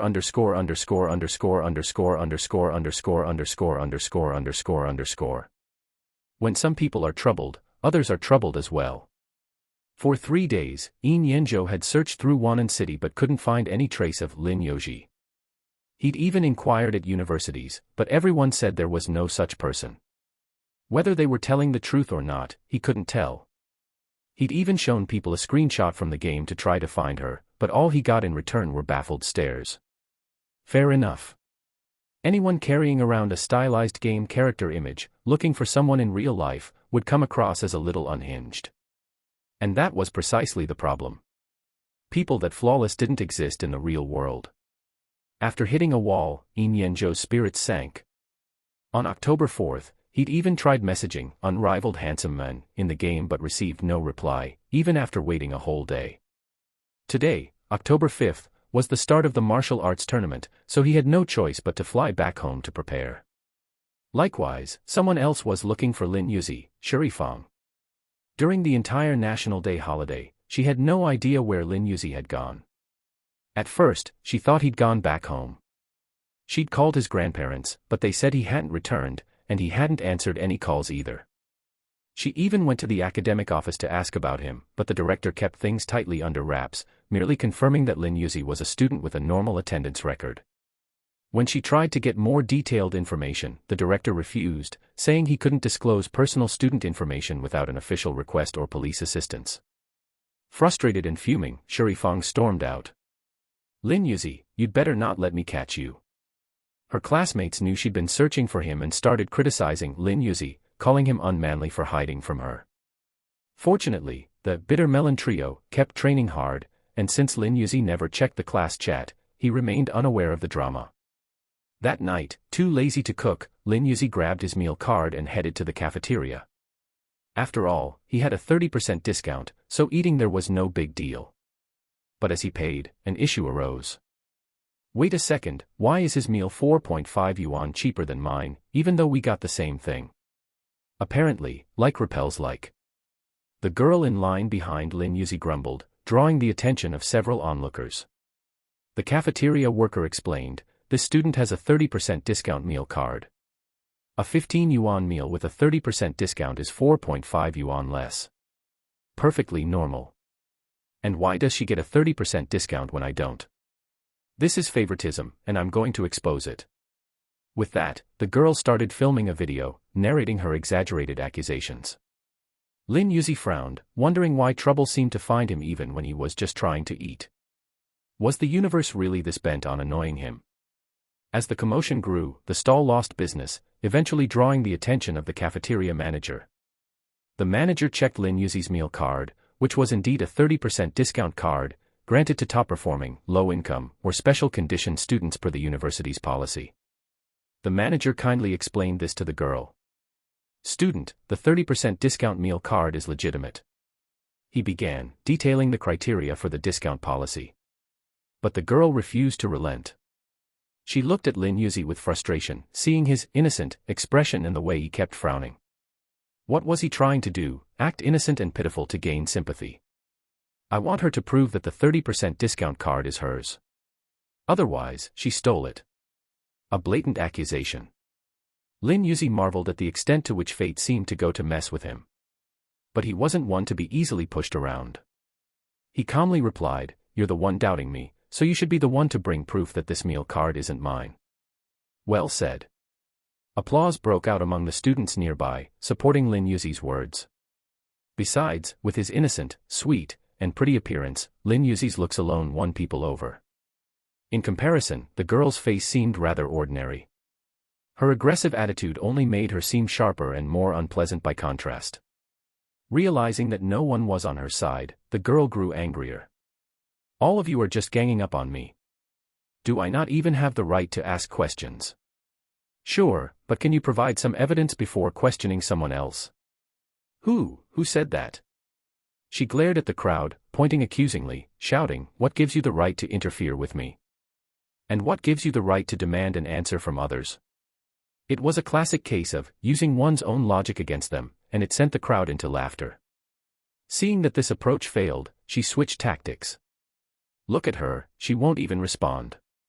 She must be hiding something. Who are you to demand a response? Is that a rule or something? Exactly. Stop causing trouble. If she has a 30% discount meal card, why do you care? No one wanted to pry further into why Lin Youzi had the discount.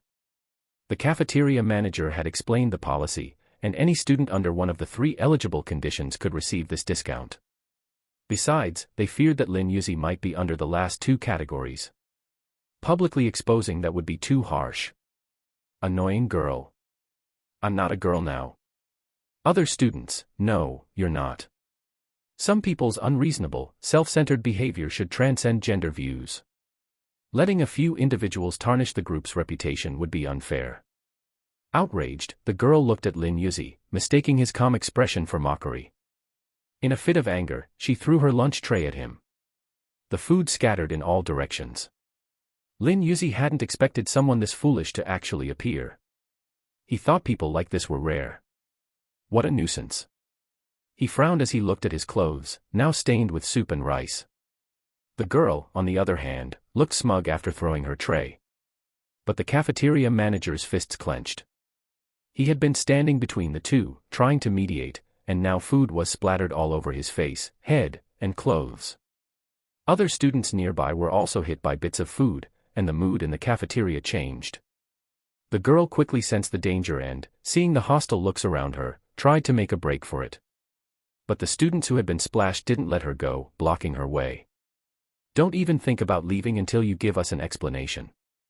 Desperate, she slapped one of the students blocking her and tried to run again. But this was Wannan Martial Arts University. Martial virtue abounded here. The boy she slapped wasted no time. He caught her arm and threw her over his shoulder in a clean, precise move, pinning her down with a knee to her throat. Each move was deliberate, calculated to restrain. Seeing her face turn blue, the surrounding students urged him to ease up, and he released her just in time. On the edge of suffocation, the girl collapsed, sobbing uncontrollably. Her worldview was distorted, fundamentally flawed. In her own view, the girl genuinely believed she was questioning something unjust.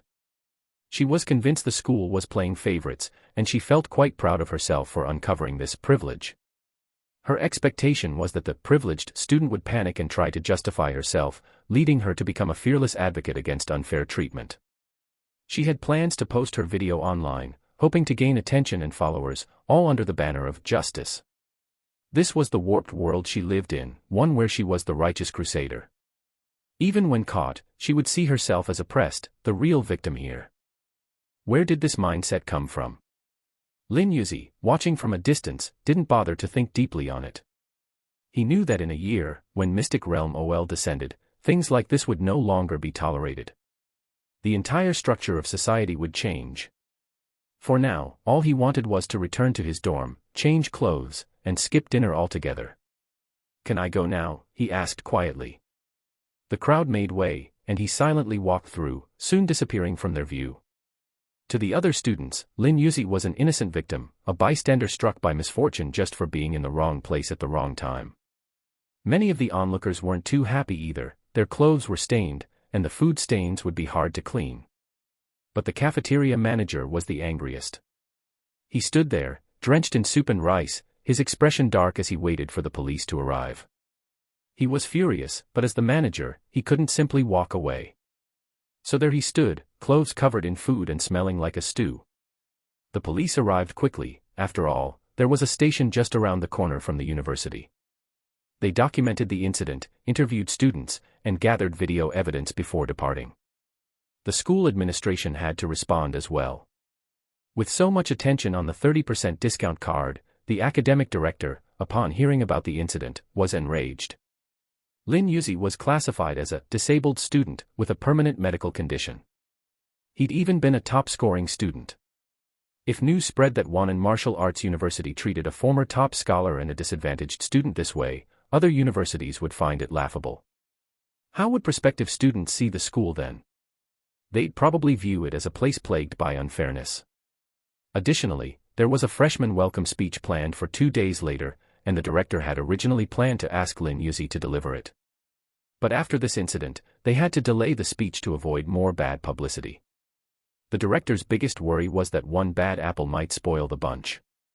An official notice was promptly issued by the academic office. It was a lengthy announcement, explaining the origins of the meal card policy. The incident had occurred around 6 p.m. on October 5, and by 11 p.m., the resolution had been released. Lin Youzi is classified as a disabled student with a permanent medical condition, qualifying him for special assistance under Wannan Martial Arts University's policy. As for the girl, the resolution required her parents to take her home for guidance, mandated a formal reprimand, and ordered her to apologize to the entire student body and faculty, nearly the most severe punishment short of expulsion. The police also issued a response, requiring her to apologize to Lin Youzi in person, compensate him for any damages, and serve a 7-day detention. But the students' attention quickly shifted. Among the lengthy notice, what they fixated on was disabled student and permanent medical condition. Their sympathy overflowed. So horrible, Lin is a true angel with broken wings. So tragic. I'm literally crying, why does she have to go through this? And some people said Lin didn't deserve the discount card. Seriously, do you have any conscience left? If she doesn't deserve it, who does? Please, don't insult dogs. Heartless people like her bullying Lin. Oh, I'd love to see her get what she deserves.